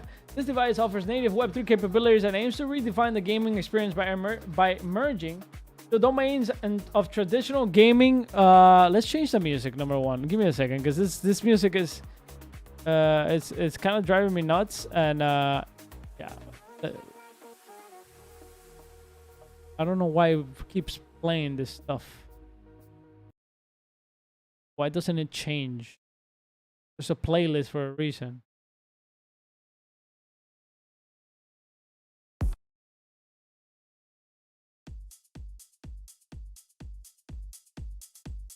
Okay.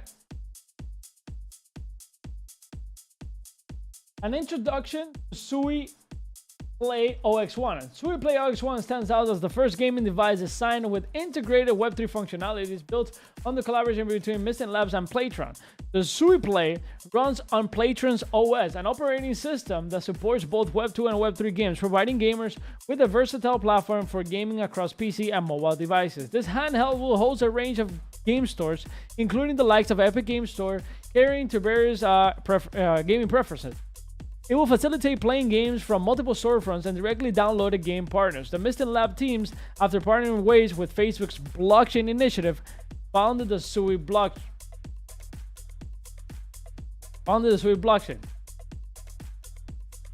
They have positioned Sui at the forefront of this venture, setting a precedent with the Sui Play device that features Sui blockchain integration. All right, let's take a look.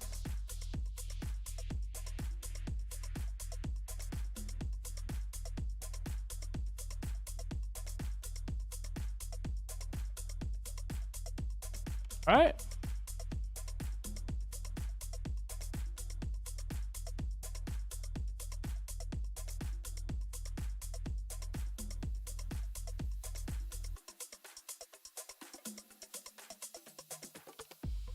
I mean, if you're earning badges and rewards, bro, like, it's a play to earn device. I don't think it's bad. I don't think it's a bad idea. Let's see if they do a play to earn. You know how the Solana phone had like buy to earn?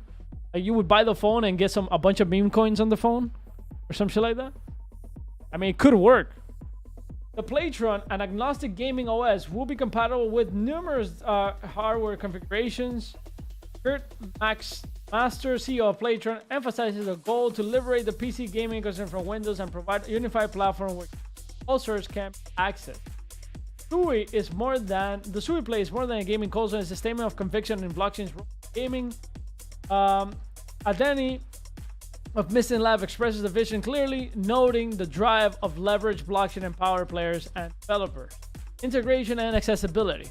The device integration of Sui at the OS account level signifies a major step in bringing blockchain to mainstream gaming. It connects gaming activities and asset ownership through Sui wallets to the platform-wide account on a Playtron device, paving the way of seamlessly on-chain experiences.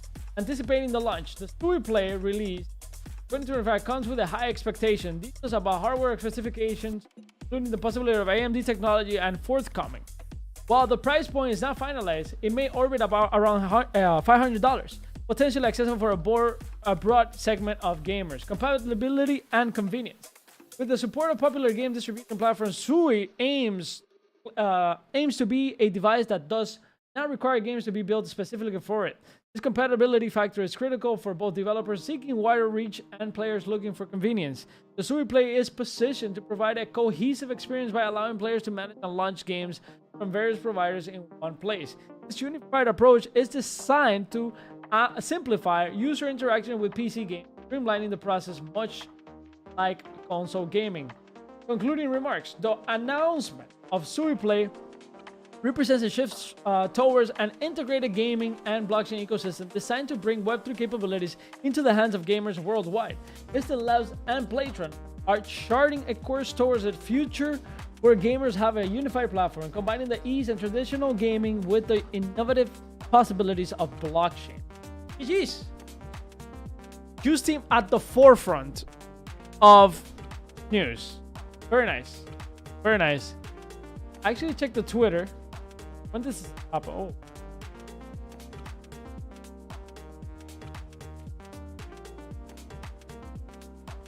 Yeah, portable. Let me tweet about a portable. gaming device. Portable.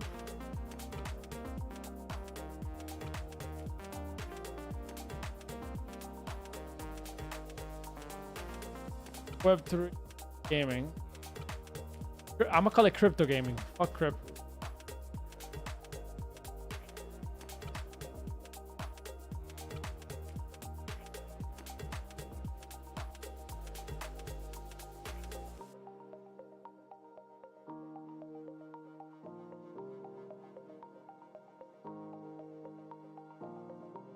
Automatically.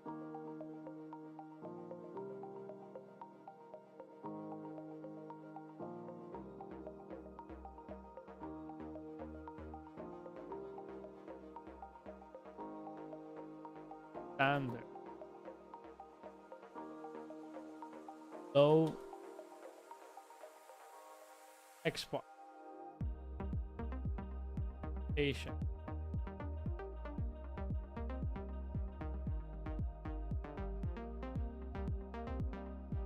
Arena.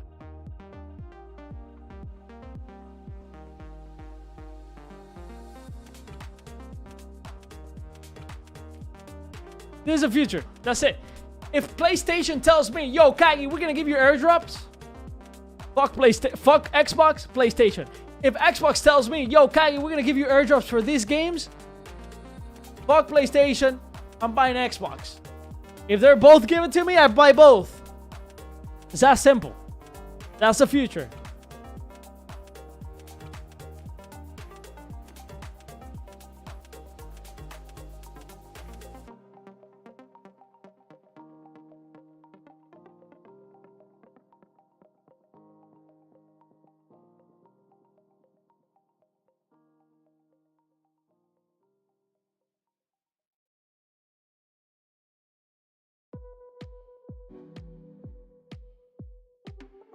I don't think Bushi is like locked. Yeah.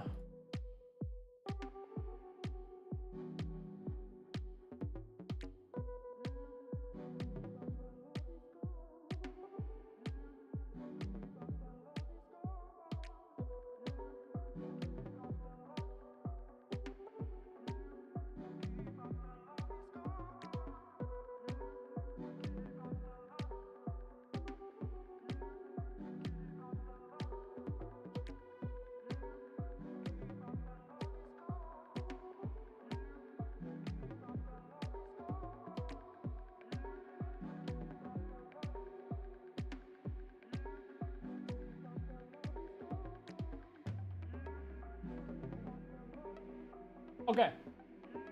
Very nice. What else do we got here? Okay.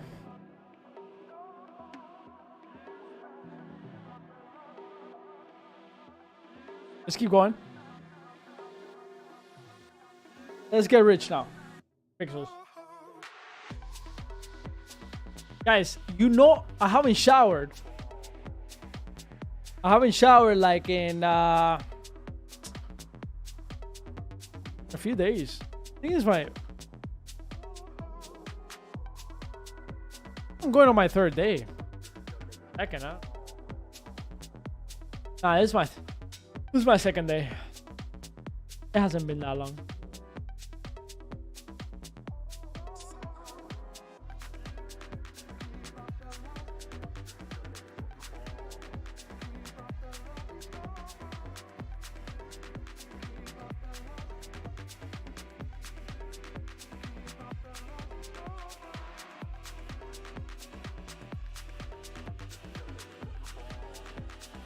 Yo, approval Travis, what's up, bro? Like Solana did their 1K phone. I don't understand this thing companies do. Like, I don't care about this console. I think it will flop, just like Solana phone. I hope they don't think they're big shit and charge premium. Well, they said $500. Why would it flop? It's just a competition to... Okay. Give me a second. Why would it flop? Why would it flop? It's just a competition to Steam Deck and Asus ROG or whatever the fuck, that portable device is. Just one more. Why would it flop? If anything, they could win. If you put, okay, listen, if you put Quest inside the phone, the thing about the Solana phone, one of the reasons it flopped, yeah, maybe it wasn't that good or whatever, but it doesn't matter. The marketing works. That's like saying, oh, we don't want tokens in games because it's all about the fun. No. It's all about the rewards and the fun. If you don't have the fun aspect in your game, people will not stay. But it doesn't take away the fact that tokens are the carrot. Tokens is the new marketing. So, regardless of whether it flops or not as a device, the idea that you can buy this device and maybe get some play to airdrop. I'm not saying they're not saying this. This is me. I added that to the equation. If they can do some quest inside the device, this is a hit. If the device is good, this will literally blow out any console out of the water. Why would I buy a Steam Deck if I can buy this that gives me tokens and is better than Steam Deck? You know? So like, doesn't really matter if it flops or not. Just the idea, it has to be tested. It has to be put to the test. Okay, but I'm not talking about Solana being good or bad, bro. Like, why are you like trying to like argue whether Solana is good or bad? Who cares if it's good or bad? What matters right now is testing the thesis. If we put rewards on a device, will people buy it or not? And the answer is yes. Solana phone proved it. Now let's prove it with a gaming device. If the device is good, amazing. If it sucks, then fuck it. It sucked. But the device itself right now doesn't really matter to me. I just want to see the thesis, put to work. That's what really matters. You can play Pixels on any browser, yeah. Rage, look at Discord. Okay.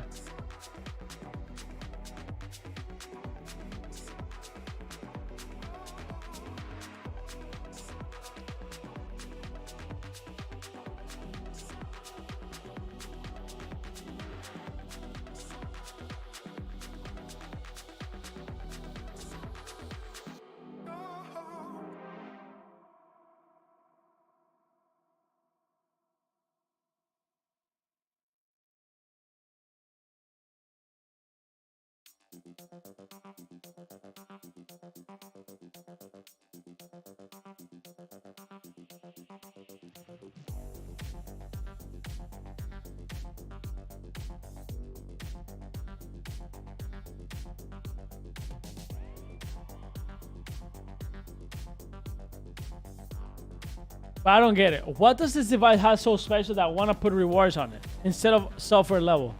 Who cares? Bro, like, the only thing you have to get, the only thing you have to understand is that if this device got Xbox, right? Okay. Like, I can't believe I'm doing this with you. Xbox, PlayStation,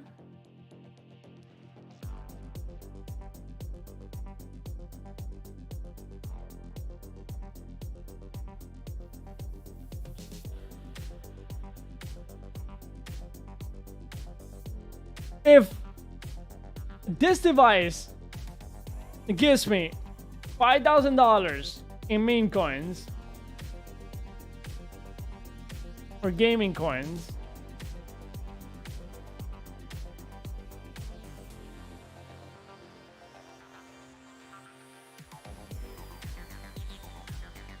and this one gives me 1,000,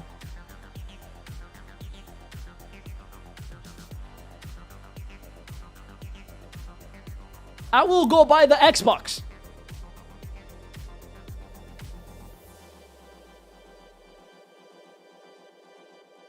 Yeah, everybody bought the Solana phone.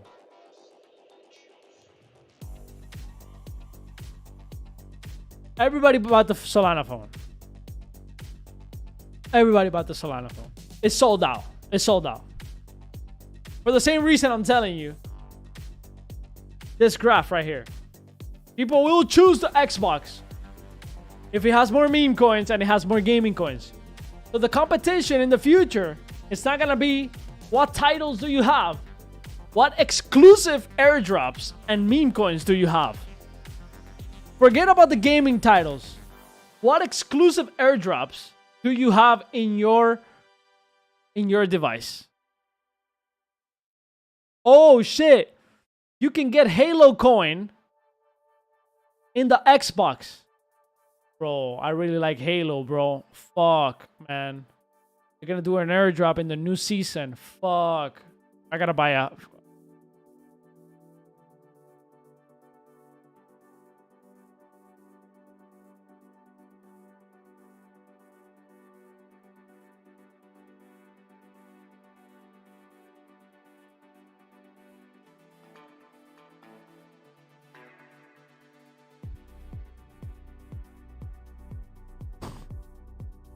Alright, Duckler is just completely ignoring what I'm saying. Yeah. Whatever.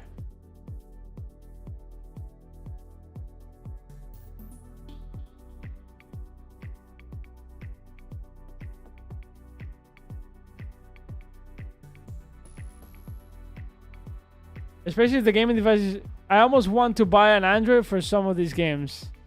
Exactly. It's the same thing. It's kind of the same. It's literally kind of the same thing. I actually, yo, Travis, I actually agree with you. This is why I bought this phone. This is why I bought this Google phone. I bought this Google phone because I know there's a lot of crypto games that come out in Android first before iPhone. That's it. That's a value proposition. Now, of course, the device has to be good. You know, ultimately, the device has to be good. But let's just put a world where the device is actually good. You got Android, you got iPhone versus Android. You got good devices on Android, you got the iPhone, right? Now, your choice is going to be based on what airdrops or what games can you play, right? Because it's already happening.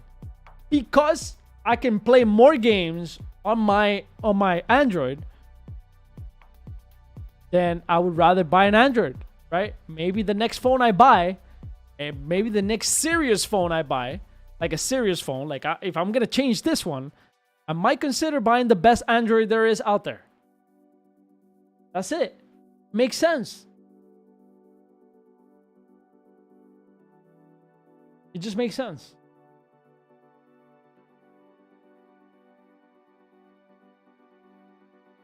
Hydro tweeted. Let's see.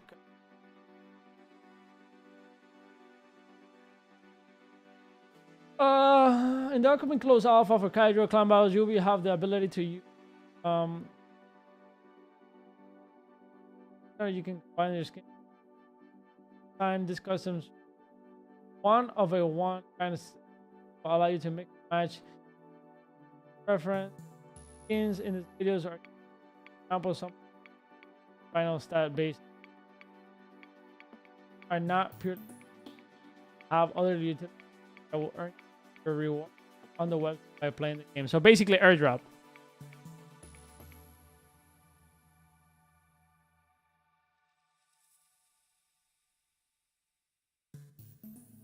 I'm gonna tweet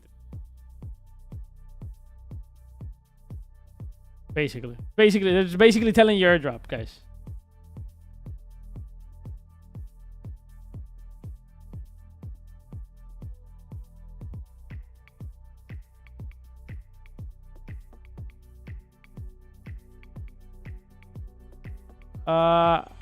I don't like when videos start in black, bro.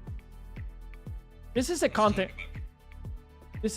killer. Let's talk about CAGYJAN Spark Suits. When a video starts in black 4 seconds into it, so something may look a little. You already lost half of crypto there. 7 seconds. 7 seconds of black screen, you lost half of the crypto market. It's gone. 7 seconds of black screen. Never do that. Never do that. Ever. Bad marketing. You gotta start right here.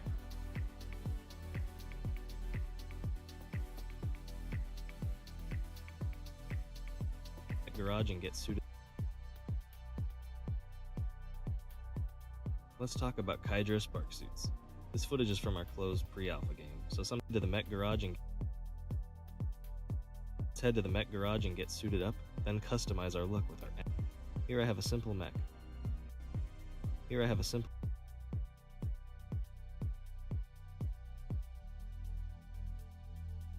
Yeah, not even, yeah. YouTube, you can get away with that a little bit, but only if your channel is already known. But even if your channel, that's why I don't do black. I never do black screen. Never wanted. Like nobody does black screen anymore. Go to a video, boom. Well, it does have ads, but you know, you right away. Boom. No black screen. Fuck that shit. Nobody got time for black screen, bro. Bad. All right, it's all right. It's just a small critic.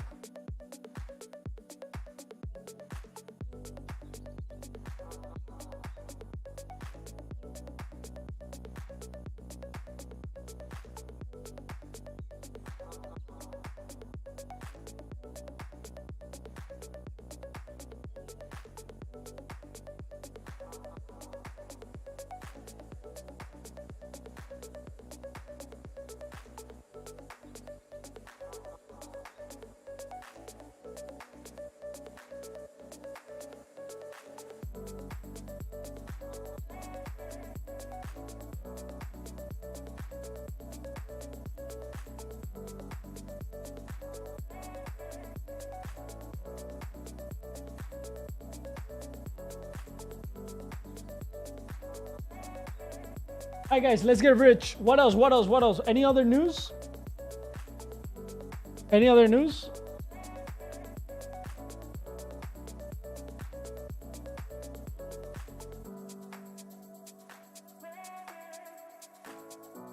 Let's get rich in the game. We're selling everything. Well, almost everything.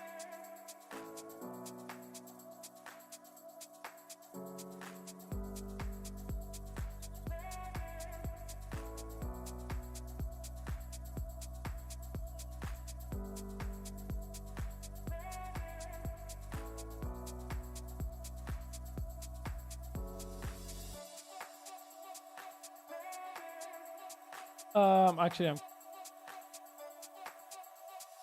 God, basically have sold everything.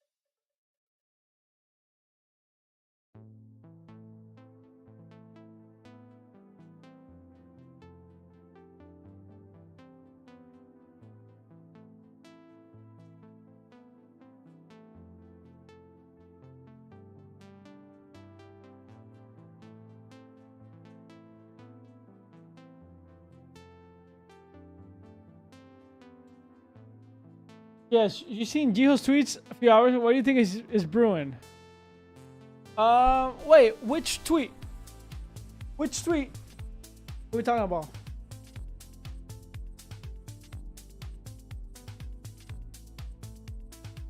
I'm not here to agree with anybody. Listen, Duckler! You have to agree.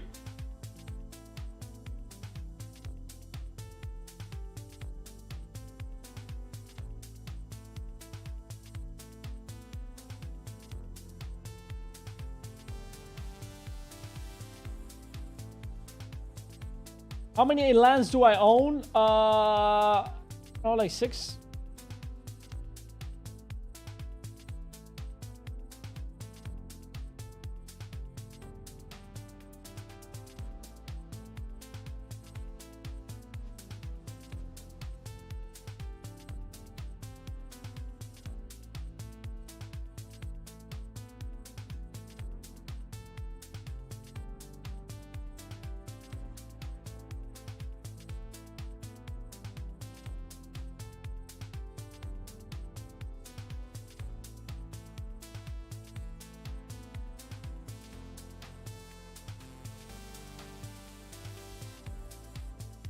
Nah, Douglas, you completely ignore you completely ignore my whole point. That's the truth. You completely ignore my whole point. Nobody was arguing for the device being good or bad. Just like we were arguing for how the marketing for these devices, whether it's good or bad, it doesn't matter. How the marketing for this device is gonna change. That's really what it was. I actually kind of agree with you right off the bat that device is probably gonna be shit. And it's just some flashy shit just to pump the bags for Sui. Like, oh my god, they have a new stuff. Maybe the device is good. Maybe they surprise us. But you're probably right. It's probably gonna flop. And if it flops, it's okay. What the thesis that I want to be proved, that I want that device to prove, if they're smart enough, the thesis they should be proving is whether they can change the game when it comes to marketing hardware devices. And I think, to be honest, this is going to change the whole industry of marketing. The whole industry of marketing. If a graphics card tells me, like, yo, like, like, what do I have? 2080 Ti, right? If a graphics card tells me, hey, yo, Kagi, if you buy the new generation, then you get an airdrop, right? Or, maybe a CPU does the same thing, right? You get this airdrop for X or Y token, for some AI bullshit token or whatever, right? If a device or hardware or whatever is giving me meme coins and tokens to earn, I will buy that device before anything else. And if the device is good, it's even better, right? Now you're matching. Now you got some fucking stupid meme coin and you got the device that you wanted. So I just think it's the future, bro. That's all it was. That's all my argument was. And you ignored completely what I said. And you just said, yeah, but the device is gonna suck. Okay, well, I don't fucking know if it's gonna suck, but if it does, most likely it will, then yeah, whatever, who cares?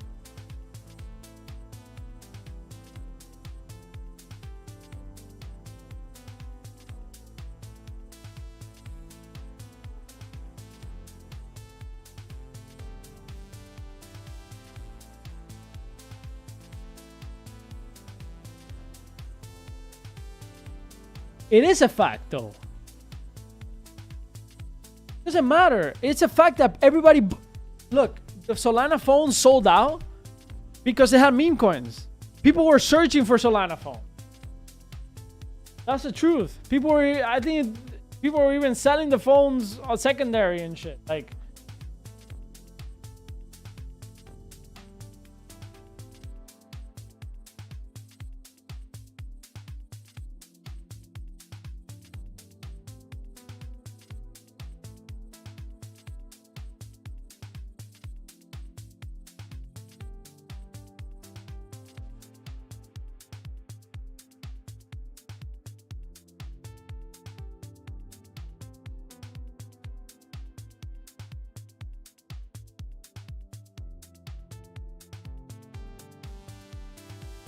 Look. See? This is Jesus Martinez. I remember. He bought like 3 or 4 or 5 phones. I don't fucking know how many. It works. It works. It is proven that it works at a smaller scale, but it works. So for you to say it doesn't work, it's ridiculous. It works. People were tweeting about it. People were buying their phones and tweeting. Yeah, maybe it was 2,000 units. Maybe it was 3,000. It still worked. You know about it. I know about it. Everybody fucking knows about the phone. So the marketing worked. It does work. And if a small scale marketing worked and you extrapolate it, most likely it's going to work.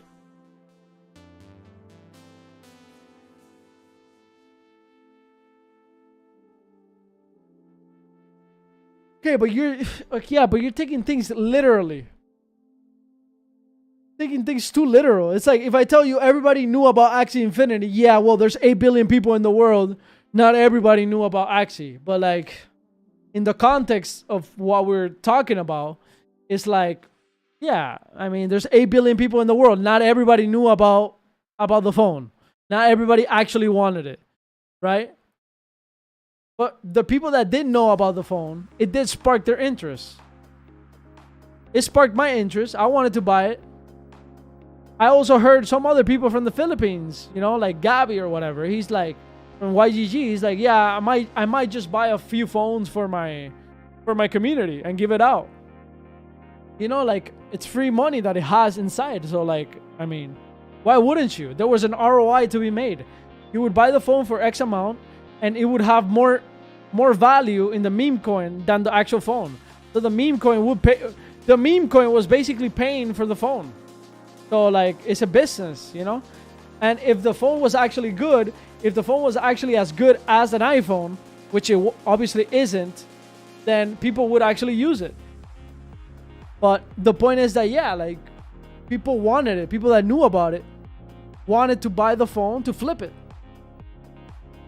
because it had meme coins.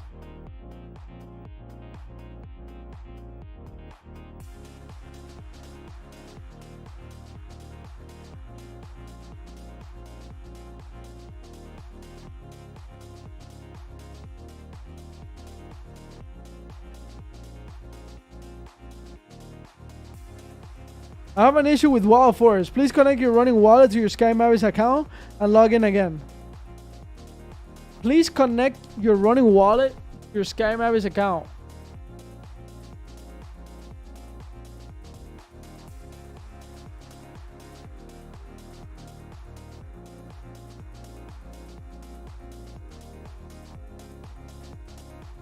Don't you have a running wallet?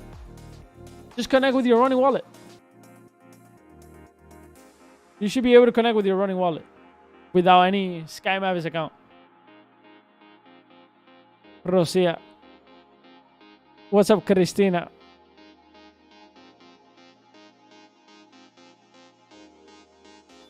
I do.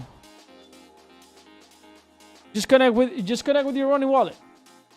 There should be a button on the bottom. It says login in the login. You see. The login should be able to connect with your running wallet.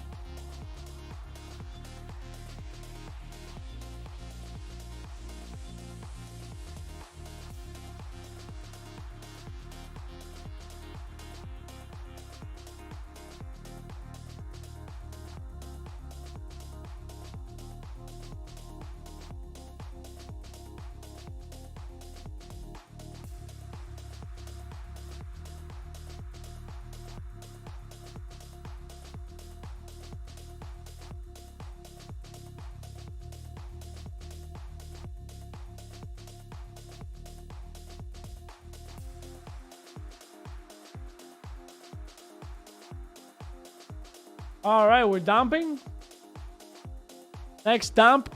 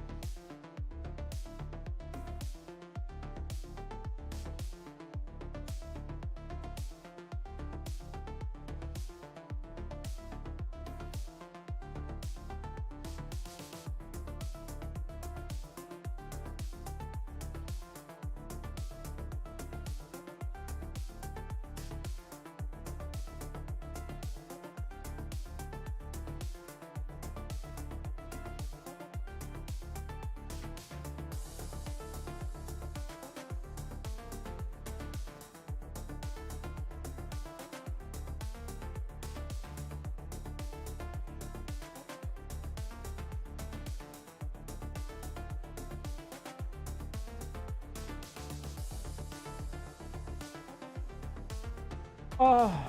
Why?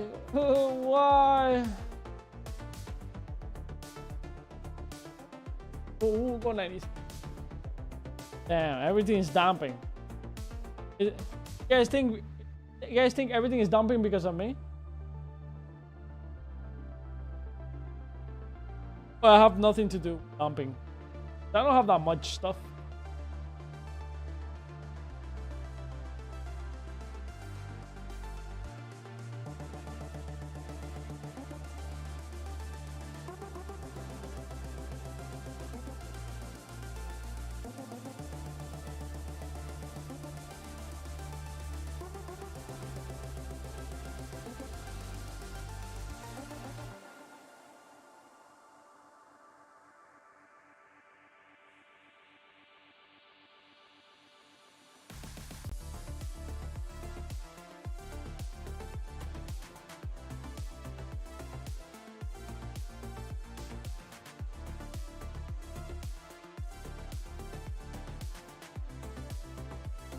$100,000 coins.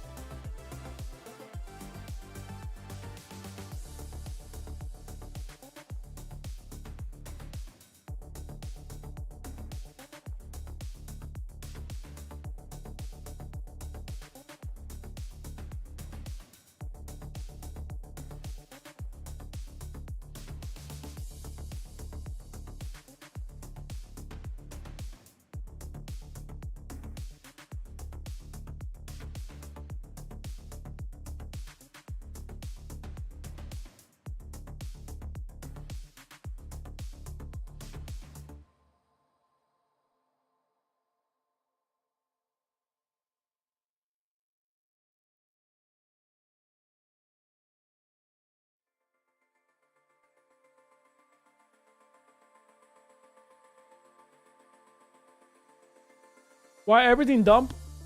What do you mean everything dump? In the market or like in-game market or crypto market? Give me a second. I'll be back. Let me get some pizza.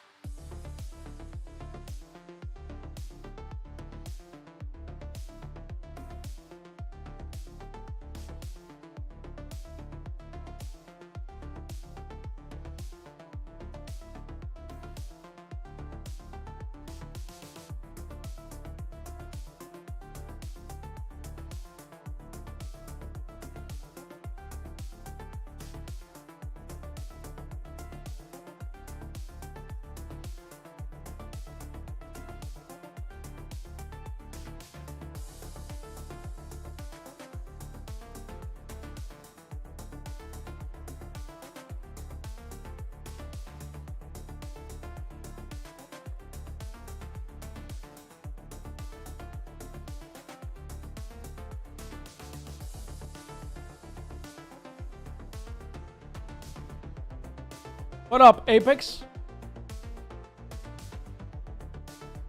How you doing, Apex?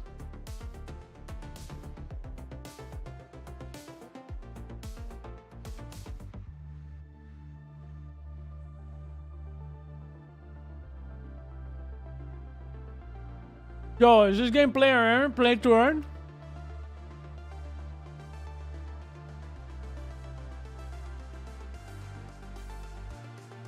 Asking because I only do play.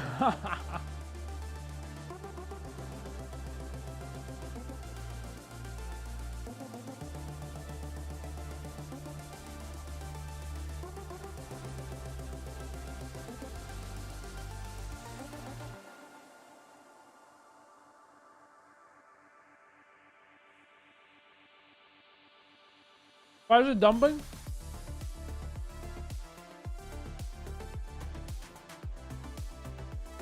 Dumping because there's no pixel task.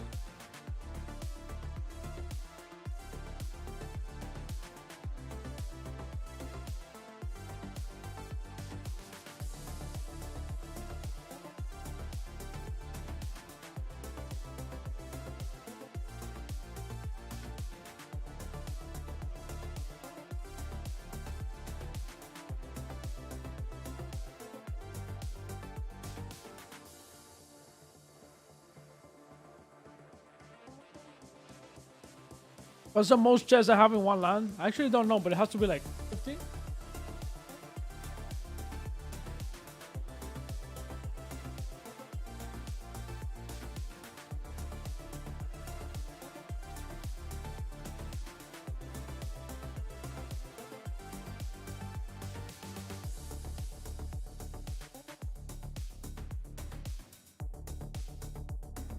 $54 chests in your spec?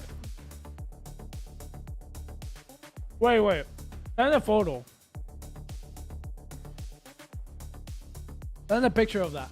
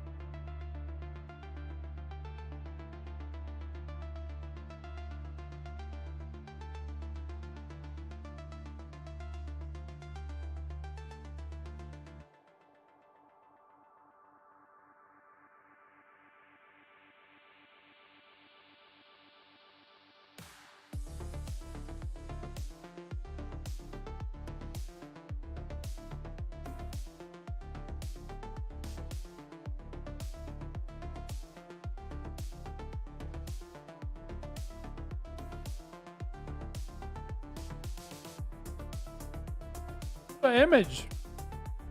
I don't see it. Where do you?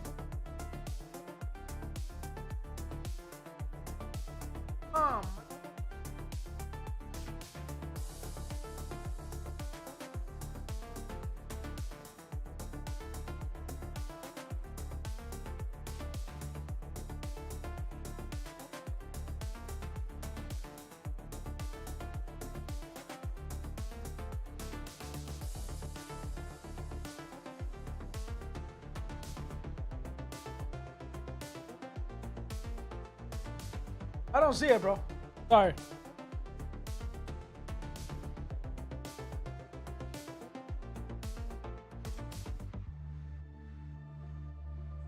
That's not 50 chests, though.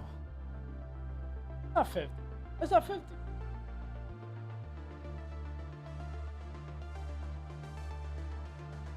One, two.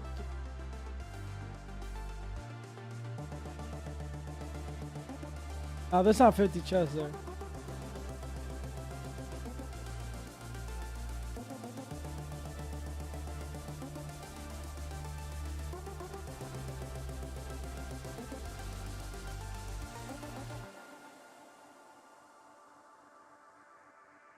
Ah, yo. Fine.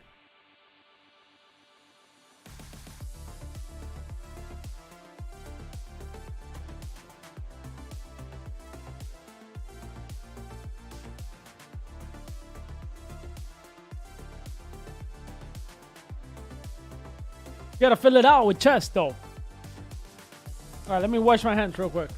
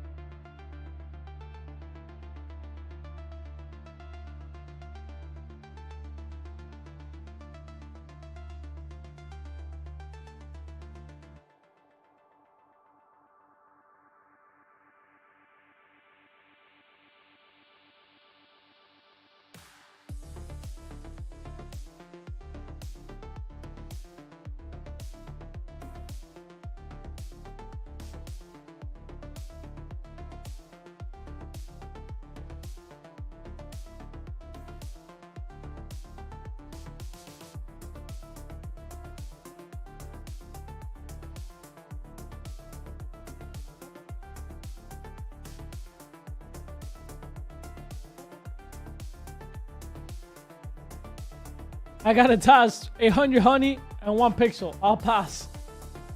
Yeah, those tasks kind of weird. 1 queen bee. I don't even want to do. Look at this. It's almost on purpose.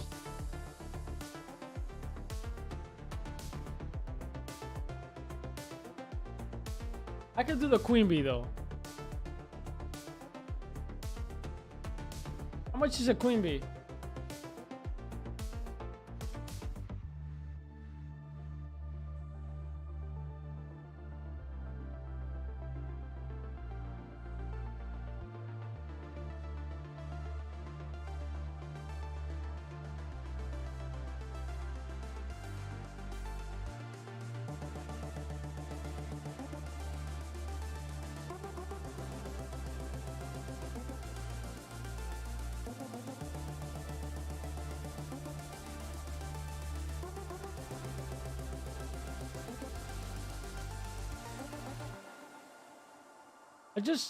I'm a little bit bored doing tasks, to be honest. You guys want me to be honest?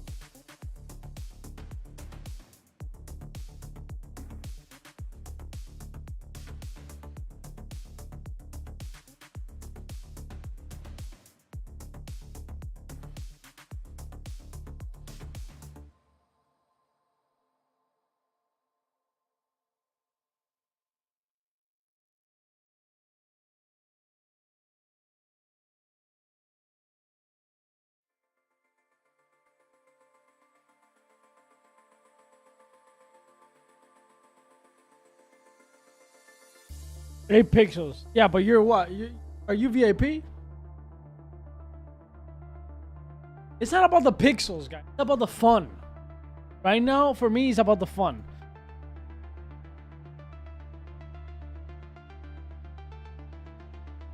I'm not having fun right now.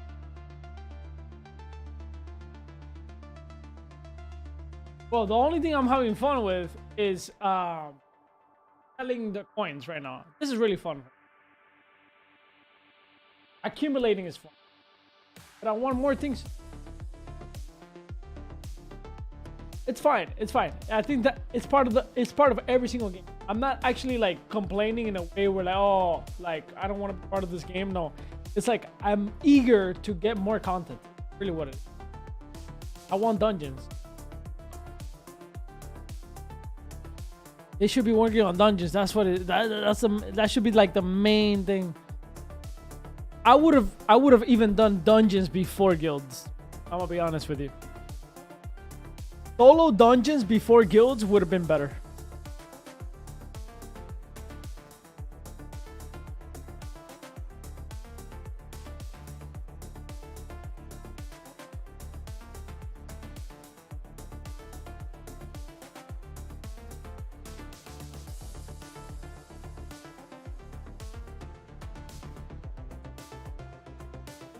Kagi, ¿tienes una LAN con 4 woodworking? Yo no, pero sí un equipo de Steam aquí. Y baja 41, 47 creo que tiene. 41, 47. Dale para allá. Coge para allá. 41, 47, baby.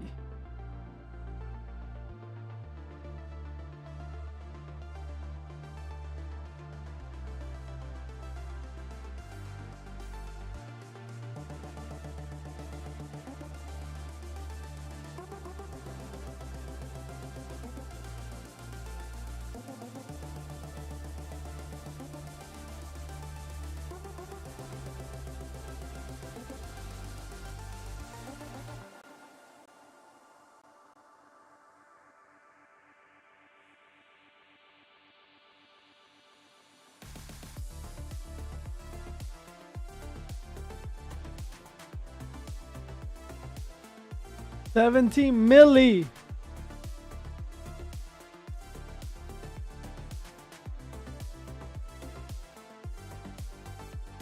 It's not a Kagi card. It's a Juice Team card. You connect to the Discord and you start juicing every single day. 6 hours a day. Every 6 hours you get to juice to earn juice. Sometimes, and we have quests too.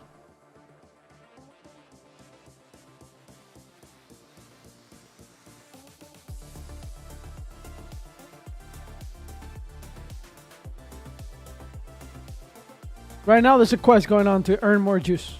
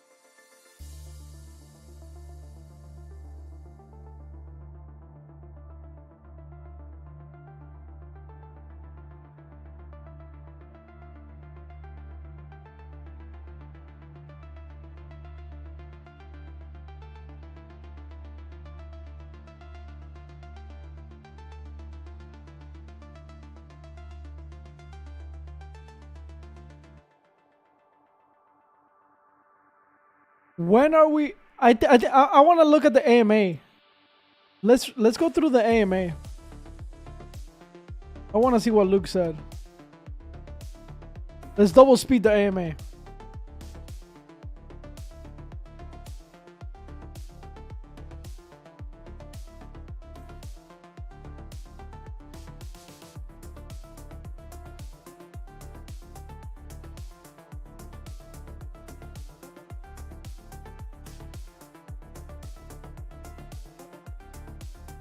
Wait, what happened with the AMA? Wasn't there an AMA today?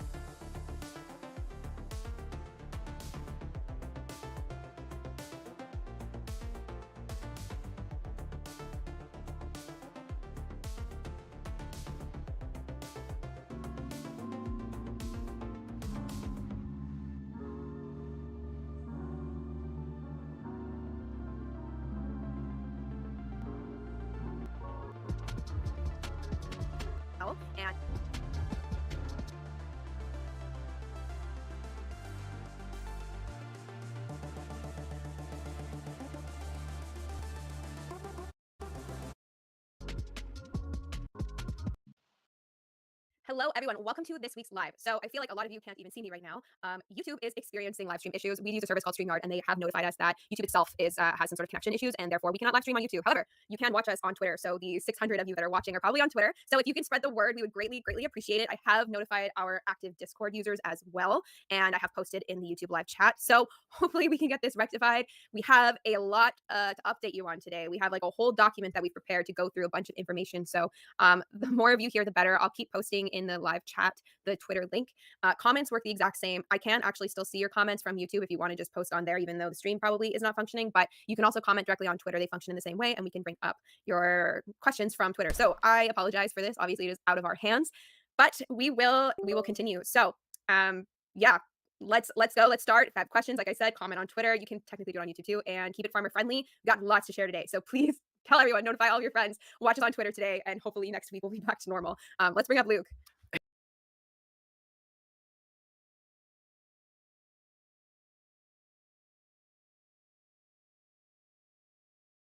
Here today. So today I want to start experimenting with slightly different of an AMA format. And I think I want to start doing an AMA like this every about 2 to 4 weeks. So when I'm prepping for Pixels, I have to give out formal updates to our stakeholders, like our institutional and accredited investors that invest in the Pixels equity side of the company, right?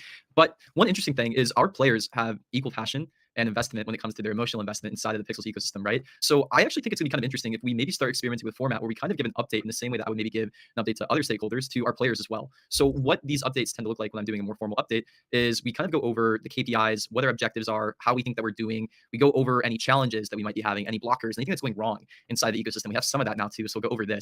And then, yeah, in the future, you might even see us make like a formal deck for some of these AMAs where we kind of go over all these stats as well too. So when I like to do formal updates, I kind of like to start with our main North Star objectives. And I want to kind of explain to you guys what those are because it kind of informs strategy, how we develop, how we talk about what we're doing. And I think it gives you guys some context too into where we're at with development and how we're approaching, the next month or two when it comes to gameplay and what you might be able to expect when it comes to update cadence and all of this too. I love transparency, and I think it just kind of gives you guys a better picture of what we're doing. Maybe it helps you guys build some empathy and gives some more understanding into like the way that we're building and what we're kind of going through right now too. So when we think about top level objective, I'm kind of looking at 2 or 3 different things right now. Our current, like when I'm talking about like a year-long objective, like our North Star, when we're thinking about like the next 1 to 2 years of Pixels, is how do we make Pixel, more useful inside of the game? And the way that we look at that is we look at the spent Pixel inside of our ecosystem. So we actually just updated one of our dashboards. I think some of you look at our dashboards. They're not technically public, but we actually don't care if people see. But I think it might be interesting just to kind of bring this up with you guys and go through this right now too, because we added some cool stats onto our North Star dashboard.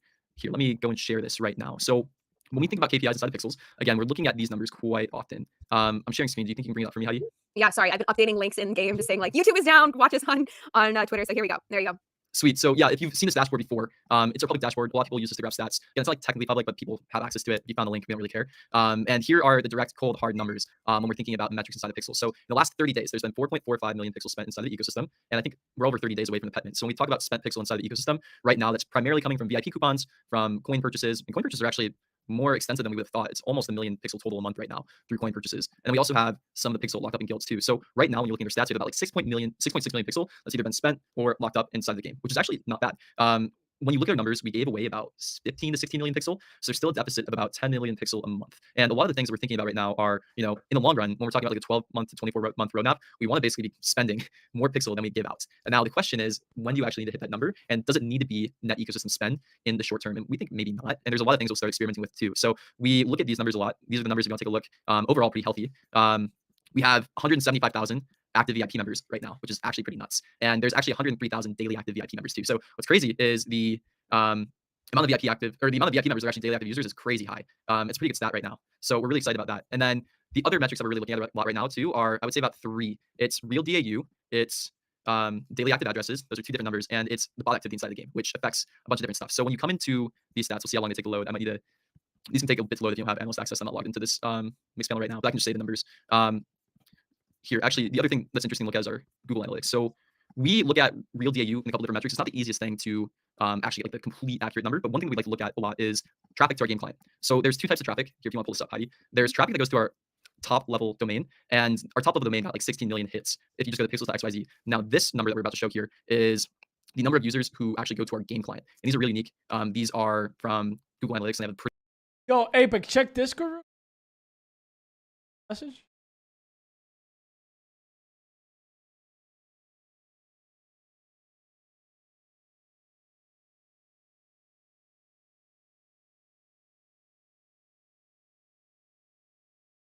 pretty decent idea of who really unique users are because they need to give out really unique user data to their advertisers. So you can see the traffic here, and it's pretty interesting because in the last 30 days, we've had 7.3 million users come to our game client. Now, not all of them log in, and we'll go into the next stats there. But we've seen 32% month-to-month growth. From March 10th to April 10th, we've had, this is the last 30 days, about like 7.3 million people connect. And then the month before, from February 10th to March 10th, number was about 5.5 million people who came to our game client. So 32% month-to-month growth. Pretty exciting numbers there. We have really similar numbers when it comes to daily active addresses. From February to March, we had 1.3 million active addresses, and then from March to April 10th, we had 1.7 million daily active or monthly active addresses playing our game, which is about like a 66% increase. So yeah, those numbers and the increases are a little bit different. It means we've probably seen like a 50% increase in bot activity over the last 30 days. But if you look at some of these numbers too, if you want to go and pull up that mixed panel as well, if you have some time to dig in, we've also banned about 200,000 bots in the last 30 days as well too. So cool numbers there. And we'll kind of dig into some of the other stuff too. So when we think about milestones that we're working on, the other thing we like to talk about is like, what are we working on? Like, what are the things we're trying to achieve? Chapter 2 comes up. So chapter 2 is probably the next biggest milestone and the next biggest objective that we're working on at Pixels.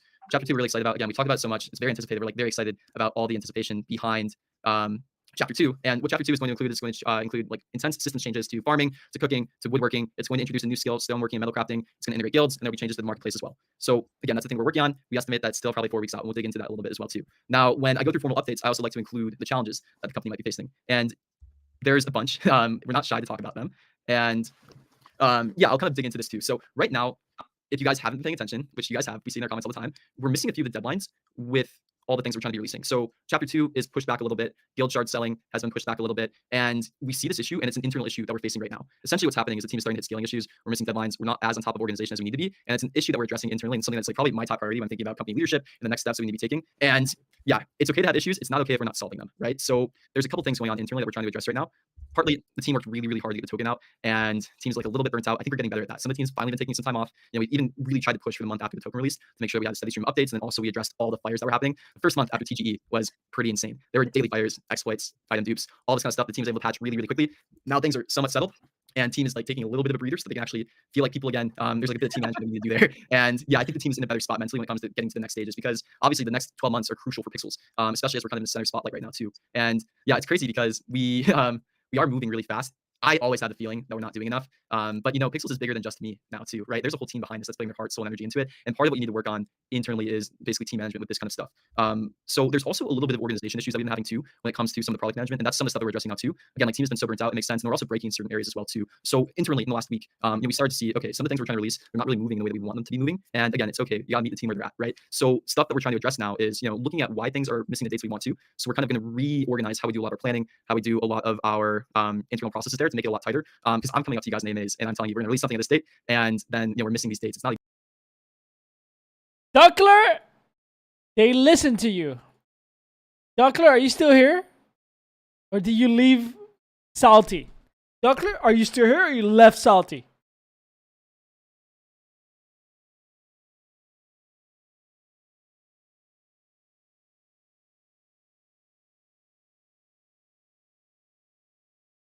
Hey, Duckler! Wake up! Duckler's not. A good look for any of us here. It creates bad expectation with players. So we're basically taking this week to kind of focus on how do we actually make sure that we're hitting the deadlines we say we're going to, that we give the best expectations to our players, and all of this. So there's a few reasons why these things might be missing, but I think part of it is, you know, we're reworking internal processes, and also we need to hire more too. So we're finding a spot now where we're more resourced. It's great, and we need a few different hires. And this is also an interesting thing to put back to the community too, because yeah, I will like transparently say we're hiring. So the people that we're hiring are, you know, we need top talent, and we're tapping into our network to do this. We feel really, really fortunate to have some great institutional investors behind us that actually have amazing networks with talent that we need. And we're in an interesting spot with Pixels where our hiring strategy has been maybe different than other companies, where we have a very, very high bar for who we want to bring onto the team and the talent level that we need. Our preference is to have a smaller team with an extremely high level of talent. So there's probably like 4 areas that we're hiring right now. One would be data science. Who we're looking for in terms of the data science area is it's probably gonna be 2 to 3 hires. There'll probably be a data engineer, somebody who can help us set up pipelines, who can help us set up like all the DevOps behind data. And it'll also be somebody who has monetization experience in free-to-play gaming. So somebody who can actually go in, help us make sense of all this data that we're gathering on users so we can start doing more efficient reward distribution. We'll go into the product and some of the areas that we're thinking about there. And then we're hiring chief of staff. I need personal help. So yeah, if you guys know anybody who might be a good fit for the chief of staff position, that's something that I've been actively working for. They would basically be working directly with me, and that'll help speed up some of the processes. I'm gonna Luke. I'll tweet out Luke. Hey Luke.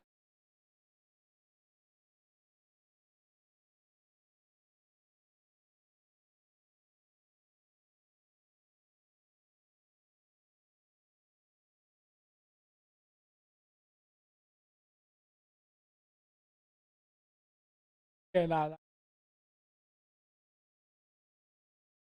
these two. We're also hiring on the DevOps side. So somebody who is able to work on servers, who's able to work on availability to free up some of our engineers so they can start working on features more. And in that role, we're looking for somebody who has a lot of experience with DevSecOps as well too. So security, implementation, and monitoring, all of this kind of stuff. And then yeah, other thing internally happening is we're actually in the process of raising a little bit more now too. We'll be raising a bit more from institutional investors, and that's an exciting time too. So there's a bunch of stuff going on in the back end, and it's an exciting time. But yeah, there's also some things that are breaking inside of Pixels now too. So part of us is trying to give you guys transparency into what's going on, all the things we need to be working on, and then yeah, I mean, there's also maybe help that the community can bring too. If you guys bring us great talent, then we're also excited to talk to you guys. We'll probably get out referral bonuses, all this kind of stuff too. So that's the internal housekeeping. That's kind of the update on where we're at. So again, chapter 2, because of all these issues that we're seeing right now, and again, we're working on fixing them, it's looking like it's going to delay a little bit more. So we're playtesting chapter 2 now, and if you have been a part of Pixels, you know that we love to release things early. When we were doing our own internal playtesting, it just was not in a spot where I felt comfortable releasing it yet. But it's not that far off either. We basically just need to do the last little bit of work to get it to the finish line. It's close, but it's not quite there. And it's not always easy to come on these AMAs and say stuff like this. But it's also part of the build process too, right? So if I'm internally estimating, I think we still have like 2 to 4 weeks left, realistically, probably more on the 4-week mark. And again, the stuff that we're debating right now is how polished it needs to be before we send it out to you guys, because we do like to release stuff early and kind of have you guys help playtest balance with all of the like issues that might be happening. Because if you guys help us playtest, we get things done pretty quickly. We've done this before. We've done this quite often, KYC, and the team is hell willing to make no. the push. We just need to get chapter 2 in a little bit better of a spot before we can actually get it out to you guys. So we really appreciate the patience with this. We'll start keeping more updates on where we're at with it. We'll start teasing a little bit more too. Again, we think chapter 2 is going to be the biggest change in gameplay. That'll actually make the game more fun. It'll make the economics better, and it will unlock a ton of interesting styles of gameplay. So it's a huge bummer to come to you guys and have to be like, oh yeah, we're a bit unorganized and we're trying to get more organized around this so we can get better realistic timelines to you guys. But that's part of these AMAs too, right? If every AMA was super happy go lucky, then that would be great. But that's not the reality of building something, right? Things are difficult too. So yeah, the other thing that's delayed is the guild shard selling.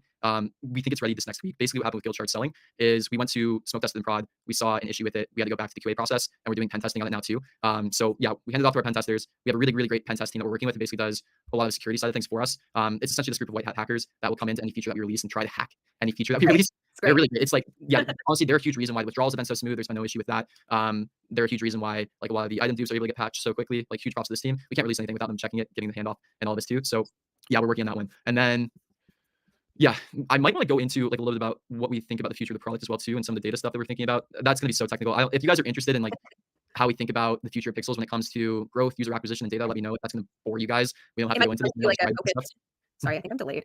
This whole everything is down right now. I think it'd be fun to do like a really focused AMA on that, like the future of Pixels and stuff. Like we can really maybe do some maybe next week. That's what we do our AMA on, all about user acquisition, our growth engine, all that too. We've been scoping that out over the last week, and it's super exciting. Like essentially what we're about to work on in Pixels is what we think is actually like the core in the future play to earn technology. And when we think about where Pixels is in 1 to 2 years, this stuff that we're working on with user acquisition, play to earn, with data driven incentive design is going to be the biggest competitive advantage we can possibly build. We're talking a lot about like what we want to be in the next 2 to 5 years, and we think that there's a huge possibility for Web3 games to take giant market share away from the Web2 giants that exist in the space now, like the Scopely's, the Zyngas. Like we're coming for them. And yeah, what we need to do is we need to get a lot more data driven around how we create incentives and how we create pixel rewards for that reason. And a lot of the work that we're going to be doing is essentially making the task board a lot smarter, and then also seeing if we can horizontally scale too. So there's some fun stuff with that. It's super technical. If any of you are interested, I think we'll do a whole AMA on that. But yeah, I think that also leads to like 2 other housekeeping pieces. So we're seeing a lot of negative sentiment around pixel reward distribution, balance around pixel tasks, all this kind of stuff. And we hear you. We have a fix coming. We were hoping to get out this week. It looks like it's going to go early next week when we're going to split the VIP reward pool and the free-to-play reward pool. So essentially what this is going to do is I think the split that we're thinking about to start is about a 70-30 split, which is actually a pretty big change. Right now, most of the rewards inside of Pixels, it's going into the free-to-play pool. We're actually going to be moving a lot of reward pool, like 70-30 from free to play to a VIP landowner split pool. And I think there might be a third landowner pool. Don't hold me on that. We'll see what that looks like. But yeah, essentially what that means is VIPs will start getting a lot more pixel tasks when this is out, and free to play might get a little bit less. What this will do is the whole goal and like intention behind this is we just want to get out more pixel tasks to real users. And VIP has been the most effective thing that we've had inside of the game from our lessons with Barry. What's great with Barry and all the lessons that we learned about Barry in the last 2 years is we learned a lot about bot prevention when it comes to economic incentives with Barry. And again, VIP is the most effective thing that we can do, especially when we are really taking a closer look at VIPs that might be botting. So again, we did 200,000 bot bans this last month. Some of those were VIPs, and the VIP bots that we ban are very unhappy typically. And they're going to be the ones coming to Discord a lot with a lot of complaints. But it's actually really great when that system works well, because it actually removes a lot of the economic incentive of the bot when we can catch these bots who are also VIPs. So yeah, the VIP experience should become a lot better. And we know there's 175,000 of you, right? It's actually a very significant portion of our users. So yeah, we're excited to get that change out. I think that'll make the gameplay experience a lot better when we get that out. And yeah, appreciate the patience with this. We know that this is probably one of the most annoying things for our users right now. And then also some of the other stuff when they get like tasks that they can't do or all this. So there's changes coming to that quite soon. So appreciate the patience with that. Again, team is getting on top of this kind of stuff. And yeah, we're working on it right now. So again, with the VIP stuff, like I'm seeing VIP bot farms don't care. They already ROI. It's just a part of their operation. The account span. Yes. So VIPs, sometimes bots do buy VIP, but the difference is it's a lot of startup capital to buy VIP. So say that you have 1,000 accounts, and now becomes something like, what's a VIP price? I think it's like 40 pixel, something like that. It's like 40,000 pixel to get 1,000 accounts, right? It's a lot harder for bots to do this. And then when we actually catch them, which we do catch a decent amount of VIP bots, then their ROI actually is in the red a lot of the time too. So the economic incentive is a lot lower. So this should do a good job in the short term before we get the chapter 2 changes out to get you guys feeling like the rewards are better. And yeah, we really, really appreciate the patience with that. So then last piece of housekeeping, we took a snapshot of NFTs on Ronin last week. That reward should be coming tomorrow. So look out for that. Cool. All right. Is that everything? I think that's everything. So yeah, why don't we go through questions? I'm not logged in the StreamYard right now, so you have to pull up the questions. I will pull up the questions. Yeah, it's so funny though, because usually our chat is on absolute fire and chaotic because of YouTube, even though I always put a 60-second cooldown on, but just being on Twitter, it's chill. It's relaxed. So yeah, it's kind of like a breath of fresh air here. But we've been getting a lot of good questions. So let's bring some up. Okay, so can you give us an idea about spec upgrades? Yeah, so with chapter 2, I was talking in I think the landowners chat the other day about this. Building in public is pretty hard because we want to share as much information about like what's coming with you guys, but then we don't want to set an expectation and then things change internally due to design, balancing, as many issues, as many reasons as you can possibly think of, right? And then you're expecting one thing and we provide another. So I don't want to share too much beyond spec upgrades. There's going to be different tiers of specs as we've kind of hinted at thus far. NFT lands have their own tiered resources available. And then in the future, we're also going to have what we've been calling discoverable and contestable lands that may have even higher tiered resources available. So there's going to be a lot of new, really fun gameplay coming. So that's all coming with chapter 2. Luke's already talked a lot about timeline with that, so you can expect that. There might be some new resources involved in that too. We're still talking internally about crops and all of that kind of stuff. So stay tuned. There's a lot coming. Yeah, and on that note too, so yeah, I think we are thinking Pixel as a sync for spec upgrades. And yeah, we want more stuff for Pixel to do. I think that's a really easy route for it. The intention is we want to make it so that if you're playing the game, you can use the pixel that you earned inside of the game to upgrade the spec. We don't want to make it anything that's like too expensive. But you might have to make some trade-offs, right? Like that's kind of part of the fun of the game where it's like, you know, you might have to decide between withdrawing your pixel and using your pixel to upgrade your spec. So that's part of it too. This is why we give you pixels so you guys can actually use it, right? So yeah, expect more pixel stuff to do in chapter 2. And we think about the KPIs inside of pixel too. Like when I went on stage earlier and I was like, okay, our objective is we want to increase spend inside of the game. We want to give you guys more things for the pixel token to do. Like these are the things that chapter 2 is so important for, right? Like when we're giving these KPIs, when we're talking about these are the things we're looking at to determine the success of what we're doing. Chapter 2 is really crucial to this. So I would say until we have chapter 2 out, we're kind of, I won't say we're failing, but we're not meeting the objectives that we want to be hitting, right? So that's why these updates in this kind of format are helpful for you guys because it helps you keep us accountable too, right? So when we're saying these are the things we're going to try to do, chapter 2 is crucial to our end goal of like the pixel stuff and the DAU because until we have chapter 2 out, you know, there's not really much you can do with the pixel token, right? So we want to make sure that there's more and more stuff to do. Chapter 2 is the most important thing that we have coming out in the short term in order to actually have more utility inside of the game. Yeah, it's something we're thinking about constantly. So yeah, it hurts me that it's not out too, and we're working as fast as we can to get it out. Okay. Okay. So we already kind of talked about this a little bit, like one different pool for the task board in the future. So yeah, I just wanted to touch on the task board again we briefly talked about different pools being implemented already. In the far future, maybe we'll continue to balance in different ways, but yeah, no promises for the kind of stuff that you've said here thus far. Yeah. So, well, these specific pools, like, please, let's get them out next week. I think we can. Yeah, we thought we were gonna get them out this week. Looks like it's probably shipping early next week. So yeah, we'll have the separate VIP pool, separate free-to-play pool, and then there might be another one. And then as we start to progress pixels, this is the stuff I wanted to like talk about, but I thought it might bore you guys, is that's when we start to get a lot better on the like other types of pools too. So essentially what we're trying to build out is a whole data pipeline that lets us identify the best users inside of the game in a very targeted way. So one thing that we want to do is we want to start getting automatic data insights on, you know, the best metrics that we can pull to give out new pools for. And that's going to be the next like 3 to 6 months at Pixels. That's what we're hiring for right now. That's the team that we're building out. And that's what we're kind of focused on when it comes to the data side. We'll have you the future Pixels. I'm kind of going to start splitting us up into a couple different teams. So we have a game team, right? That will be the team that's working on chapter 2 and all this side of things. We're going to start building out separate data teams. This whole data team will be like its own entity that's basically just focused on task board distribution. And the way that we're thinking about that is how do we find and identify the best users? And then how do we use this data that we have on all of our users to build out the best pools that will lead to the best ecosystem growth? It's some exciting stuff. And I think this is going to be the future play to earn. Okay, so then follow-up question about the task board for guilds. So yeah, there will be a guild task board. It'll take, I think, like a group effort to be able to complete these tasks. They're going to be a lot more complex than the ones that you're used to in like Hazel's shop. So yeah, they are going to be different. Yep, and the guild rewards will be a lot bigger too. And I think they'll go directly to the guild for the guild to distribute back as well.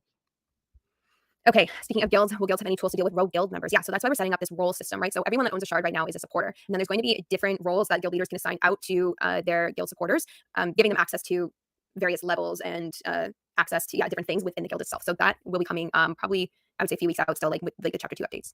Yeah, so that's a whole guild permissioning system that we're going to be creating. So you're not even, it'll be somewhat granular. Essentially, if you are a farmland owner now, you know there's a couple different roles you can place on farmland where there's like manager access, there's like the ability to place items on farm if you're not even a landowner because you can like give a role that way. We're going to introduce the same system with guilds as well. There will probably be just like 3 to 4 roles to start out, like guild admin, guild manager, supporter, probably a farmer or a resource gatherer role too. So that's one important thing to note. Just because you buy a shard inside of a guild, it doesn't mean that you're going to get full access to the guild resources because the guild has to give you permissions. If you see in the guild setup right now, if you're a guild owner, there's a drop down on different roles. You can turn people into supporters, right? right? That's how you whitelist people. And essentially you'll be able to whitelist roles as well too. So if you have one guild member who's taking up all your resources and you want to get them out, or if there's a bot that's taking away resources from your guild too, you can kick them out. In terms of like, they still have the shard, they can still sell the shard. So you probably, I don't know, it's gonna be some balance, right? You might not want to sell, you might want to kick out everybody, but because they might sell your shards. But Everyone. yeah, you'll have the ability to fine tune and control that. Yeah. Okay. All right. When Kydro suit, so I was just pinging our integrations team. The art is still being animated a bit, but they believe it should go live in the next couple days. So super exciting. I always love new avatars. I was very excited to get the bubblegum pink violence or whatever. It's just perfect.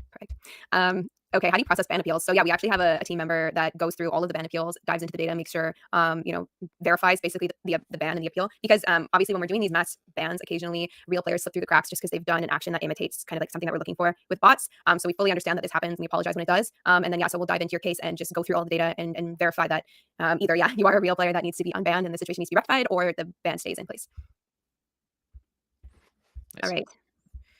Someone just said thank you for the transparency. Yeah, so we try to be as transparent with you guys as possible. We pride ourselves on that and building in public. So yeah, we appreciate that you appreciate it, because it's not easy. It's not easy either. Obviously, yeah, I need to dive into it. I think we talked about it a lot. There's a question about, will there be an advantage for players having high skill levels and all resources? That's a good question.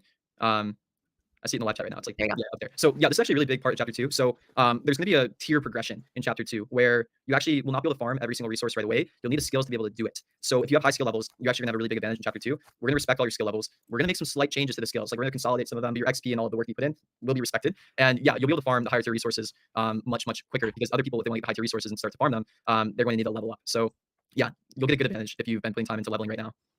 Okay, I also just got a follow-up message from the integrations team. So Genkais right now are not working, but we're updating the art, and so those should be launching pretty soon too. I'm so excited because I have a pink one.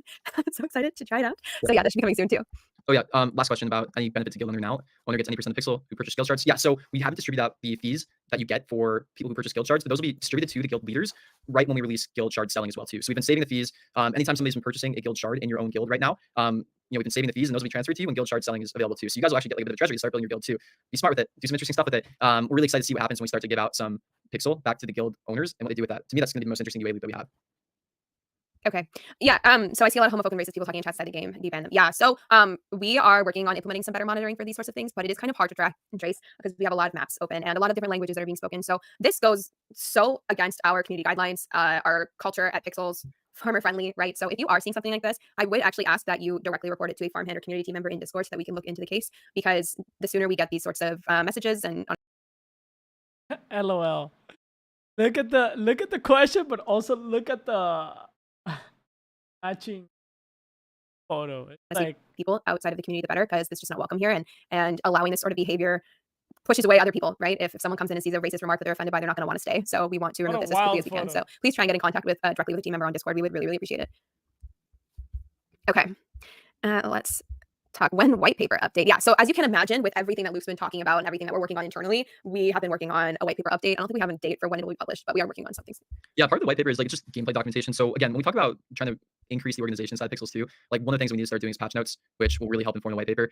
So yeah, it's funny because this team's a small, scrappy team, and we're probably one of the smallest teams for our size right now inside of Web3, which leads to some advantages. Now it's like, okay, we're at the point where we're big enough, we need to get on top of all of this stuff. So appreciate you guys giving us some patience basically with this. This is a part of scaling any company, and we're in a really fortunate spot where we can start scaling now. But yeah, any company goes through growth things like this, you're kind of watching it real time. So again, we want to start getting better real-time updates and patch notes, this kind of stuff. Like this is the help that we're hiring for right now too. So we're, we labeled like 4 positions that we're hiring for. Like it's probably gonna be like 1 or 2 other people too that just help us get all this organized, help us like move to the next step, because yeah, we need to up our game a little bit.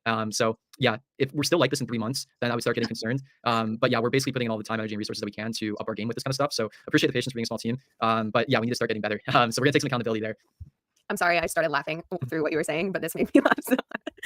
Why is Luke cosplaying Tyler? So Tyler just owns hats now. I was gonna say too, super Canadian. Oh, yeah, I see. So now Luke is still obsessed with saunas, so I think that'll stay. I think I've sauna more than once a day this entire past week. I've gotten like an average of like, I did it twice a day a couple days over the last week. Gosh, I've been in a sauna in like a year and a half, so I'm jealous. I should go find one. All right. Okay. Other questions here. Oh yeah, someone also said your outfit is hinting fishing. It's not, but I really wish. Yeah, so a side note, just on a personal side of things, it's my dream to work on a fishing boat at some point. I don't know why. I would say like no matter how Pixels goes, if it does really well, if it does really poorly, like when I'm done with this, I'm gonna do the same exact thing. I'm gonna go immediately to Alaska and work on a fishing boat. I don't know why. I really want to. You do you. Enjoy. Sounds like a nightmare. Okay. Let's see some other questions here. We've answered a lot. Oh, okay. Gecko Pets. Yeah. So CoinGecko leaked that we are going to be doing a collab with them for their anniversary celebration. So on Monday, if you're familiar with their candy rewards system, there will be some Pixel Pets involved in that. So stay tuned for some more announcements. Exciting stuff. Yeah, and then we have to figure out when we do the next pet mint as well too. There you go. There Yeah, you go. so pets. Obviously, we want to mint more of them. We want to be careful with the inflation of pets too. So that's part of the economic balancing that we're doing too. We don't want to inflate the supply of pets too much because yeah, it makes it so we can't mint as many before we have too much utility for them. We don't want like to worry people too much about that, right? So we'll do another pet mint. I think it'll be a smaller mint this next one we do, and maybe we'll have you guys pick out the pet type. I think if we're doing this, we'll probably do it in the next like couple weeks. And yeah, I think what we said before was for the whitelist of this next pet mint, we're probably going to pull from people who have been participating in a guild system. So I think what we decided is if you have a shard in your inventory or something like that, we haven't decided the exact criteria. That'll probably make you eligible for whitelist. And then depending on how many of the pets that we want to mint, we might have to do like a draw from a random draw for the initial whitelist of the pets. So I think truthfully, if we're looking at the pet collection right now, it'll probably be a smaller mint, probably like 1,000 to 2,000 of a new pet type, which will be fun. We're excited for that. Okay, I just saw this comment too, and I wanted to say, yeah. So as I've said a few times, seems like a bunch of you figured it out, which is awesome. We got the word out, but YouTube is not working. Live streams with YouTube are just not working right now. So all of you guys are probably watching us on Twitter. I did change the link in the theater, but you'll just have to have it open in separate tabs. I know usually we can iframe ourselves in the theater, which is really cool, but unfortunately, Twitter does not allow us to do that. So you'll just have to have different tabs. And yeah, I'm so sorry once again for this inconvenience. Not to shift the blame, but blame YouTube. Okay, there were some other good questions in here. Oh yeah, okay, so will Terravilla ever expand to new locations? So if you've been around for a while, you might remember Terravilla used to be enormous. I think we had, what was it? It was like 1, 2, 3, 4, 5, 6, 9 maps that were Terravilla. Terravilla Central was always kind of like how it is now, but we had like Northeast, Southwest, and like getting to the sauna was like a literal nightmare. It would take you so long to be walking so slowly for so long to the middle of Terravilla Northeast. And when we initially launched all of those maps, we had the intention of filling them out, but then over time, it just kind of got stale and we weren't filling them out in the same way that we initially thought we would. So we scrapped them all. We got Terravilla really tiny, and then we've started to intentionally grow it. So you've seen the carnival, you've seen the beach, we've got the Cybercons map, and so we're going to continue to intentionally grow Terravilla out. We've got the dungeons coming, so there's like a lot of different opportunities there. Also going underground. I like this fast forward Yeah, episode. and so one thing with this too, so like there's it a few too. other areas that we're going to start investing in pixels as well too. One is story and narrative. So we're actually in the works of hiring somebody to go out and build like a legitimate narrative, like a novella for pixels or like a book for pixels. It's honestly more for internal use than it is external, but maybe we'll just make like a PDF or something and share it with you guys. But the idea is like this is the kind of stuff that we need to start leveling up on too. So we appreciate the patience with some of our development cycles over the last year, right? Now we're in a great spot where we really get to start resourcing a lot more of these areas that we haven't been. So some of this stuff is in that mindset too. And then that's what I'm also debating a lot right now as well. Like if it makes sense to actually start hiring somebody to like legitimately just do quality of life improvements and that's it. So it might be like another front engineer, like producer combo, who are literally just like looking at like current state of pixels, like what are cool things we should be adding, what are things that would make the player experience better. Maybe we'll even like shift somebody internally, just completely focus on that. We have more resources now. So again, if we're not improved in 3 months, start getting concerned. But this is the kind of stuff that like, as we're strategizing for what the next 12 to 24 months of pixels looks like, this is the kind of stuff that we get to like really figure out. So again, this is why we're on the AMAs too. Like we want to hear what you guys want to see the most, because that's the stuff that we'll start putting more like resources into essentially. Yeah.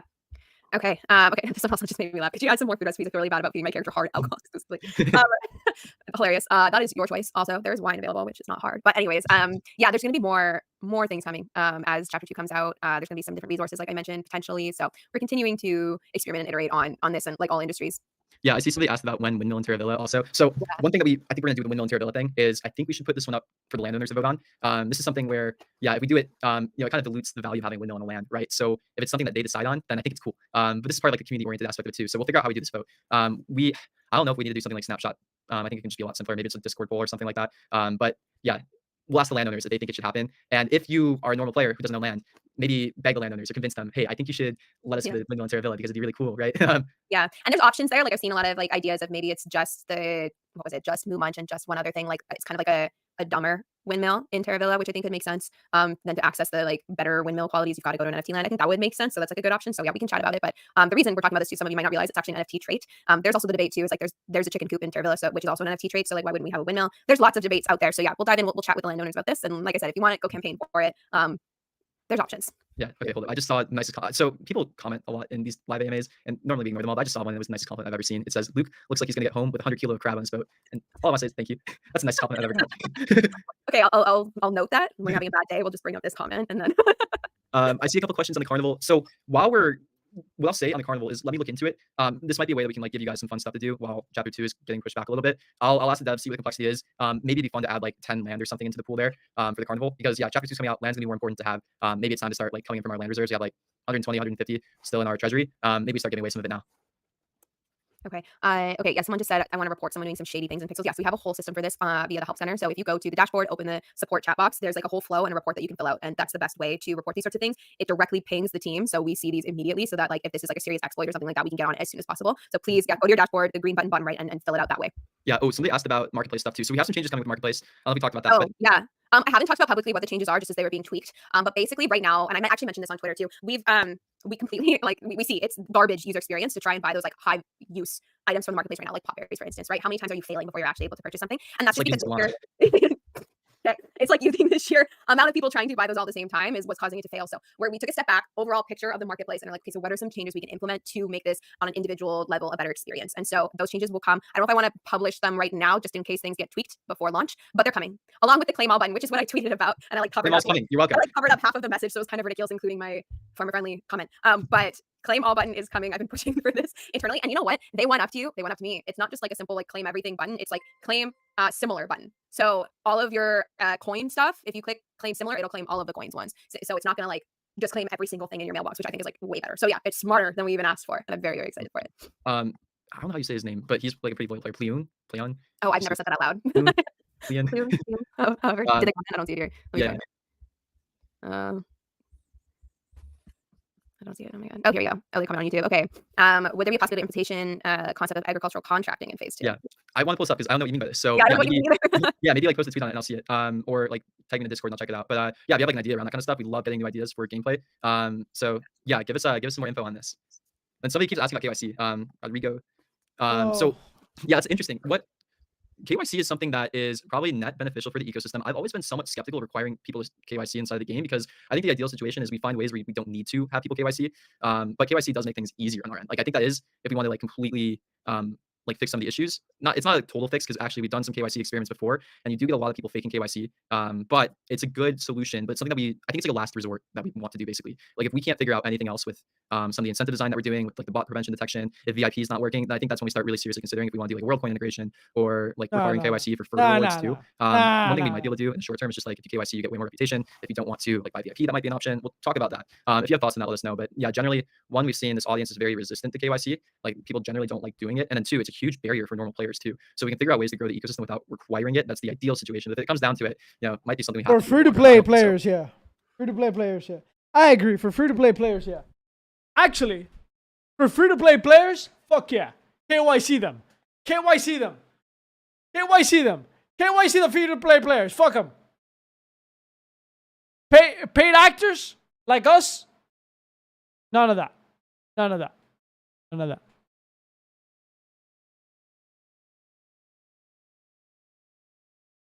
Fuck them. Fuck them. Okay. Oh yeah, we got this question earlier. Can we rent lands? Guild shards right now are very costly. There's possibility for us to rent and create our own guild. Yeah, so this is when I would say create your own guild. Like it's the bonding curve is created in a way that will make shards become very costly and sometimes cost prohibitive, right? And so that's why when we're like, it's designed in a way to encourage smaller guilds. So I would encourage you if you have a land and you have a small community, or maybe you want to build a small community, like make your own guild, and it can be a small guild. And you guys can all hang out on that guild. There are NFT renting systems out there. If you just like ping some people in Discord, they'll let you know if you want to go that route. But yeah, I would encourage you create your own guild. Oh, we keep getting guild bookmark questions. I think that makes sense. I think if you purchase a guild shard, you should probably get bookmarks. We'll talk about that and confirm whether or not, but I think it makes sense. Yeah. Okay. All right. We've got a few more minutes here. Let me see. There's so many fewer questions because we're only on Twitter. I feel like people are scared to comment on Twitter versus YouTube. You guys just go off. So, okay. So someone just said, when new integrated NFTs and UGC. Okay, so first of all, on the integration side, new avatars, we've got Hydro suits are coming next, and then we've got a bunch in the works. As you can imagine, we do get inundated with requests, and there is a bit of a limitation also on it, just in the back end. So we are working on it. There's always new ones coming. They're a lot of fun, but we do have a lot, and I think maybe some of you don't know that we have an integrations page, pixels.xyz/integrations. Sorry, I paused because I just pronounced it like an American. Pixels.xyz/integrations. You can see all of our integrated collections. There's like 9 people like rush your KYC. Yes. On the more affordable side, if that's what you're looking for. And there's some that are like more unique. Welcome. I'd say, yeah, just go take a look. Okay. And then, sorry, UGC. Yeah, so the UGC builder right now is down, and it's also cost prohibitive to mint UGC. So we are working on that. It's just not a high priority item right now, if I'm being totally honest with you, but it will come. All right.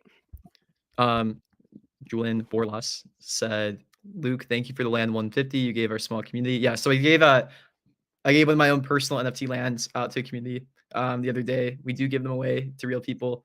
Yeah.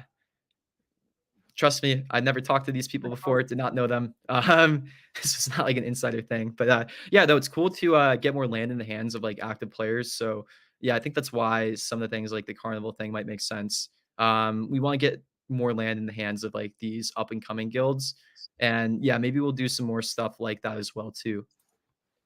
Okay, someone just asked, is there a way to rewind the whole AMA? So usually when we're on YouTube, absolutely yes. After we're done, you can just rewind and watch from the beginning. I think you can still do that on Twitter. I don't know if this stream is going to make it to YouTube because YouTube isn't working. But usually, yes, you can absolutely go and watch it.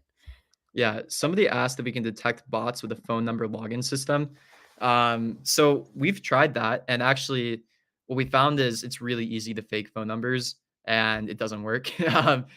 So yeah, It we causes have. issues If you because add people. if you add a phone number, it adds some reputation to your account score, but we haven't made it too much because we found it to be very, very ineffective for bot prevention detection. Yeah. Yeah, and then people would, like, use the wrong number and things would get it was an account.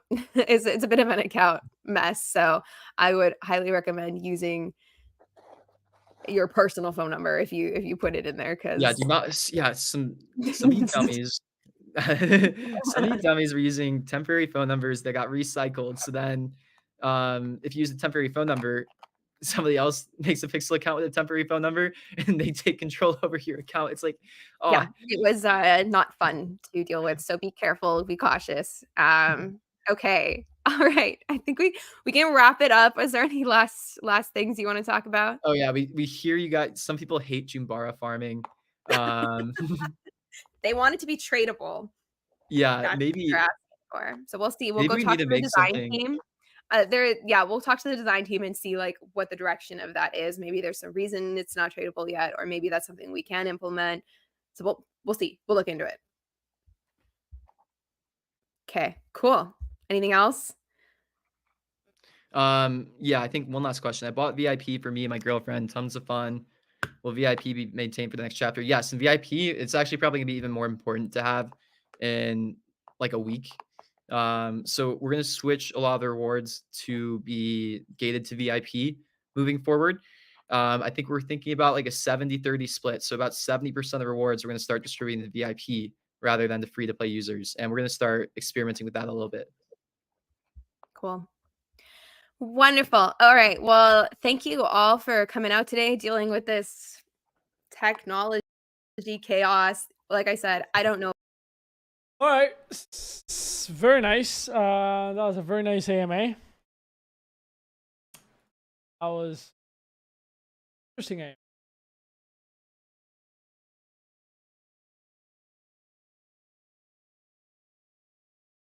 Very, very, very, very nice. I think it wasn't that bad, to be honest.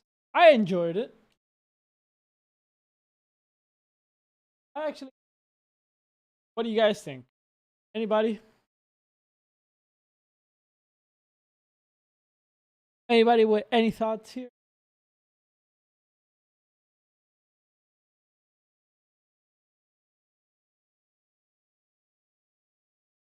Am I ever going to get like actual pixels?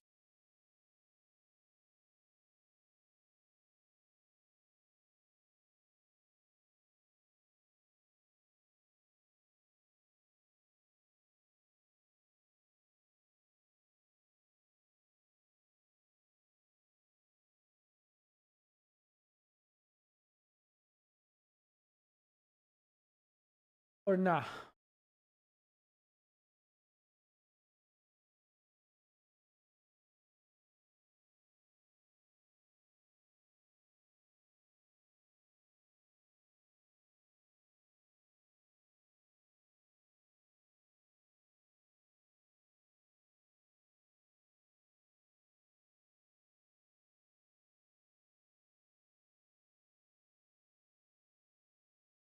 I don't care. I want to play Primordium competitive. Shut your mouth. Oh, we don't talk about any other game here. Other games can we play for real right now? I'm kind of bored.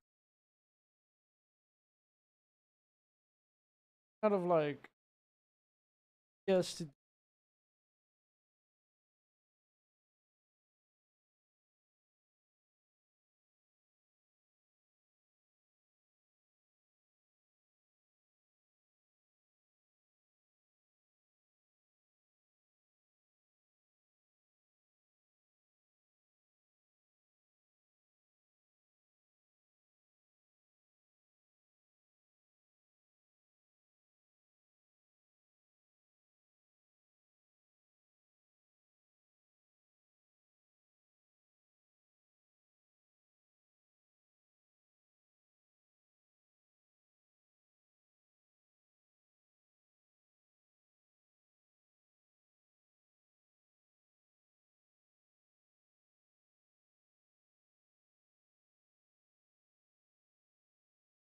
We need an MMORPG. That's what we. That's what it is. That's what it is. Don't we have an MMORPG in the? We can try that together. We can like test it.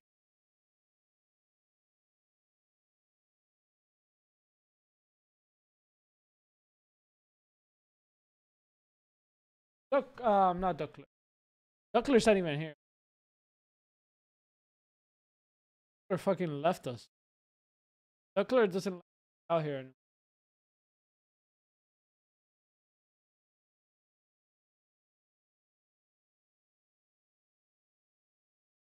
Yo, can you hear me? It's probably because I'm far away.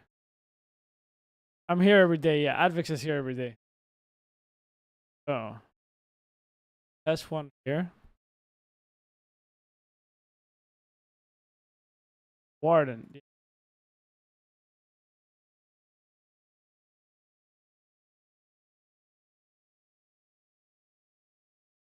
The link for this.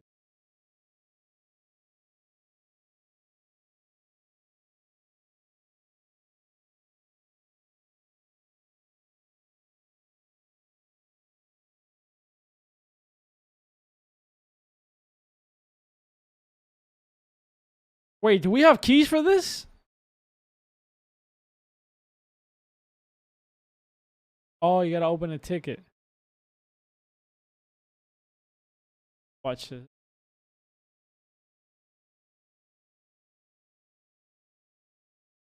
What's up, IMT? Thought you come in earlier. I forgot to.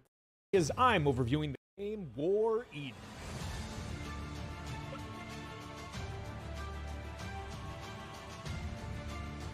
War Eden is not just a game, it's a revolution, a blend of high fantasy MMORPG goodness with a lucrative Web3 economy. You'll explore and battle alongside other players in this epic journey, but that's not all. Mining in-game metamaterial nodes reward you with actual Ethereum tokens directly from the in-game revenue pool. Pair that with the closed alpha coming later this year, there's a lot to be excited about. So what are you waiting for? Dive on into War Eden, where every quest could be your ticket to treasure. Thanks for watching this video. Please subscribe to juicenews.io and make sure to check out the link in the description below. Hey, yo, we kind of clap, bro. Our shit kind of claps. Our channel kind of claps, though. Our channel kind of claps. I don't know. That kind of claps, bro. That kind of claps. Our channel kind of claps. I know it's our channel, but it kind of claps, though. Welcome back to the Juice News. I'm your host, Dub Club. In this video, we are going to play 10 minutes of the Machines Arena. Make sure you subscribe and check our links in the description. I hope you all enjoy this video.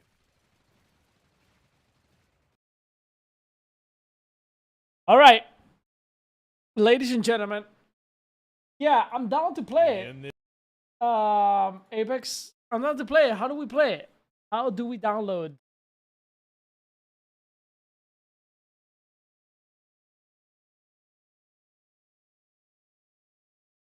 How do you even download? Alpha key. How do you download? Oh, they're in scale.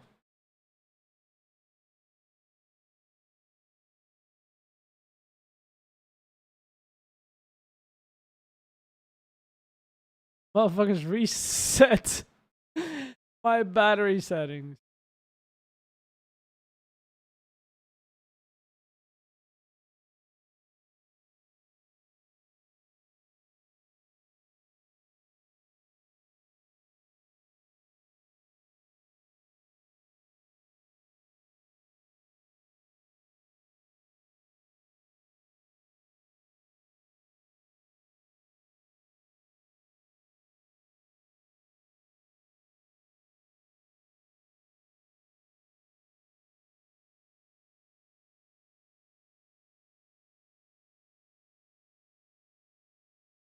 I don't think we can try, man. A game, guys.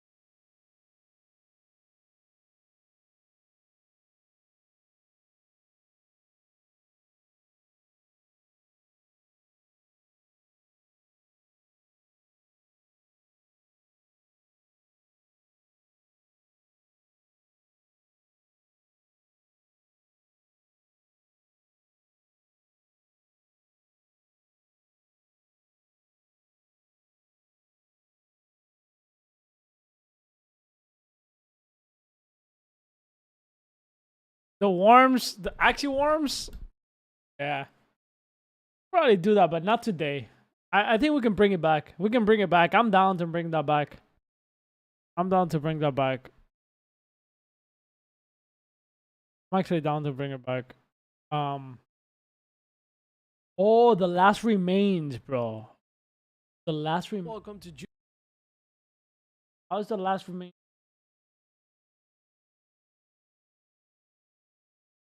Is it open?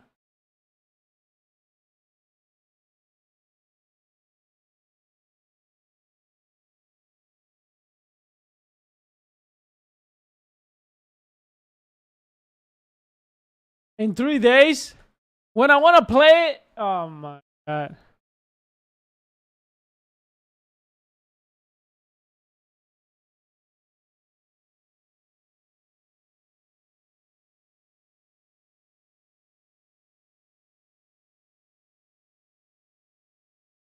I'm down to play it anyways. If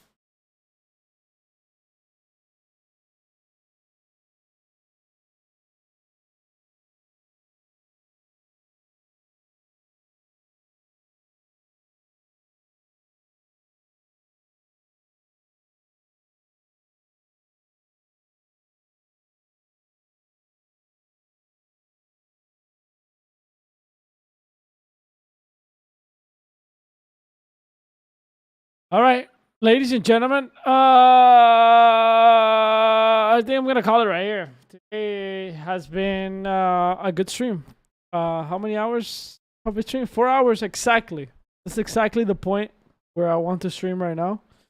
I don't think Web3 right now merits more than 4 hours stream. I might crank it back up very, very soon. But probably this month is gonna be 4 hours stream. We're having a lot of fun in the game. Oof. For sure.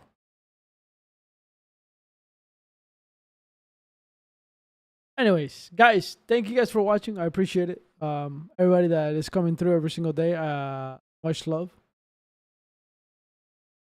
If you guys want to see something from me, like in terms of like other, I don't know, like if you guys have any suggestions as to like what content is your favorite, do you like me like freestyling? Because I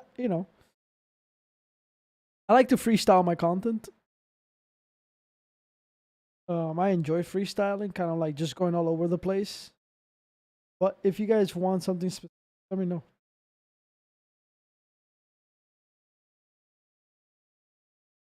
I want to see Mokatui cosplay. True. I was about to chill Solana for a bit. Okay, dude. Mokatui cosplay. Alright, guys. I'll see you guys later. Make sure you guys follow me on Twitter. Make sure you guys follow me on Twitter if you haven't followed me on. You also follow the Juice News on Twitter as well. You guys want to stay up to date with everything that is happening. Bam, bam, bam. This is really nice from the Juice News. We've been doing this. And shout out to the Juice News team, right? Boom. Coming up with this. This is kind of cool. Kind of like. Kind of cool. This is kind of cool. This quick news are kind of like. Damn. Damn.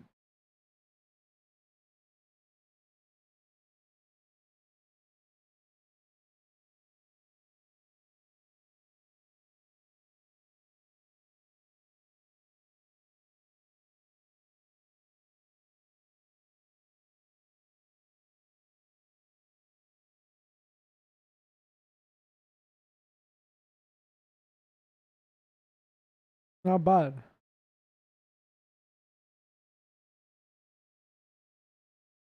The fuck is that? Is that an ad?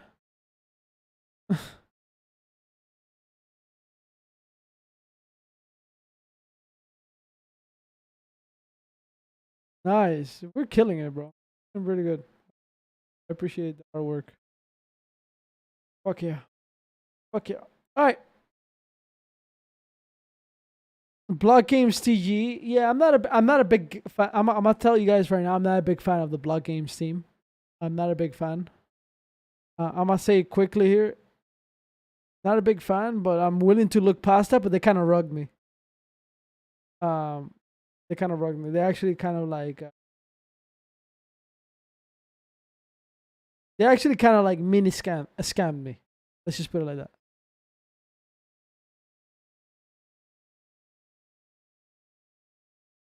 They kind of mini scam. That's the kind of people they are. I mean, your investment is gonna be okay. It's just a fucking token.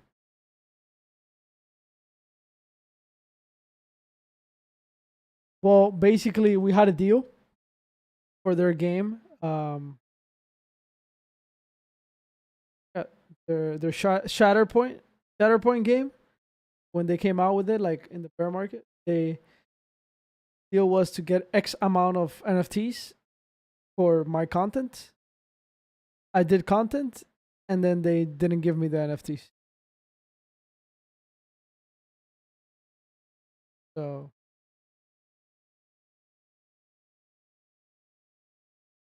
it's a scam. I call it a small scam because it's not like. But if you do that at a small scale,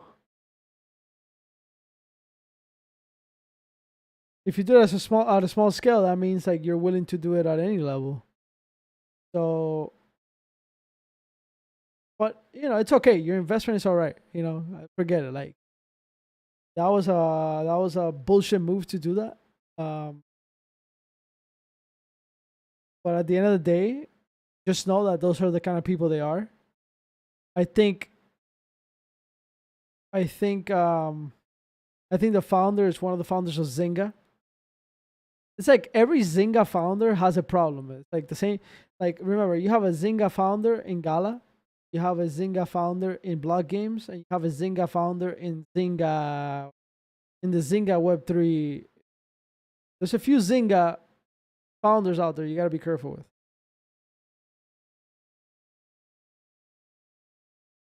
Sugar Town, yeah. Sugar Town. You gotta be careful with the Zyngas. You know, they came here to fuck shit up.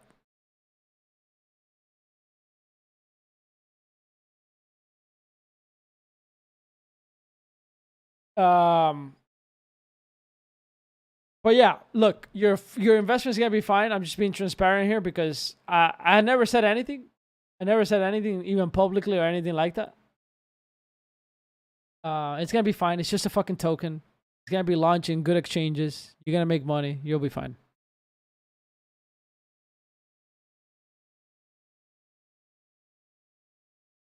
It's all right. Don't worry about it. But you can but you can tell. You can tell though. You remember when they did Block Games running? You see? You can tell. You see, they don't have good intentions.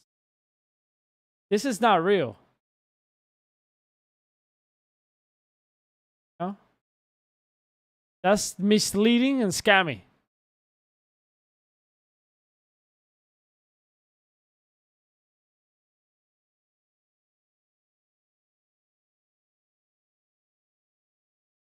Misleading and scammy and completely unofficial.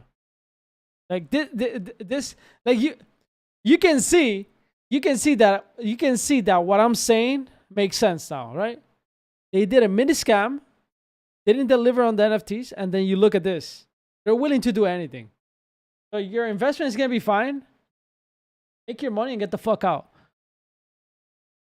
I have a feeling this is gonna be another gala. You're gonna make a lot of money, but just know that they have scammy vibes. You don't do that shit. Whatever. It is what it is. I'm telling you straight up, okay? I know you don't care. I know it's your investment. You say you don't care, but I gotta give it to you straight, bro.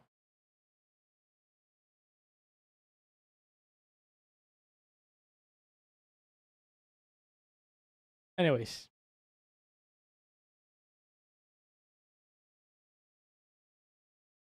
Anyways, guys, much love. I appreciate it, DSI. I hope you fucking make a shit ton of money. Take their money. Cash your money out. Sell those fucking tokens. Fuck them. All right? Get ready for WWW, but when?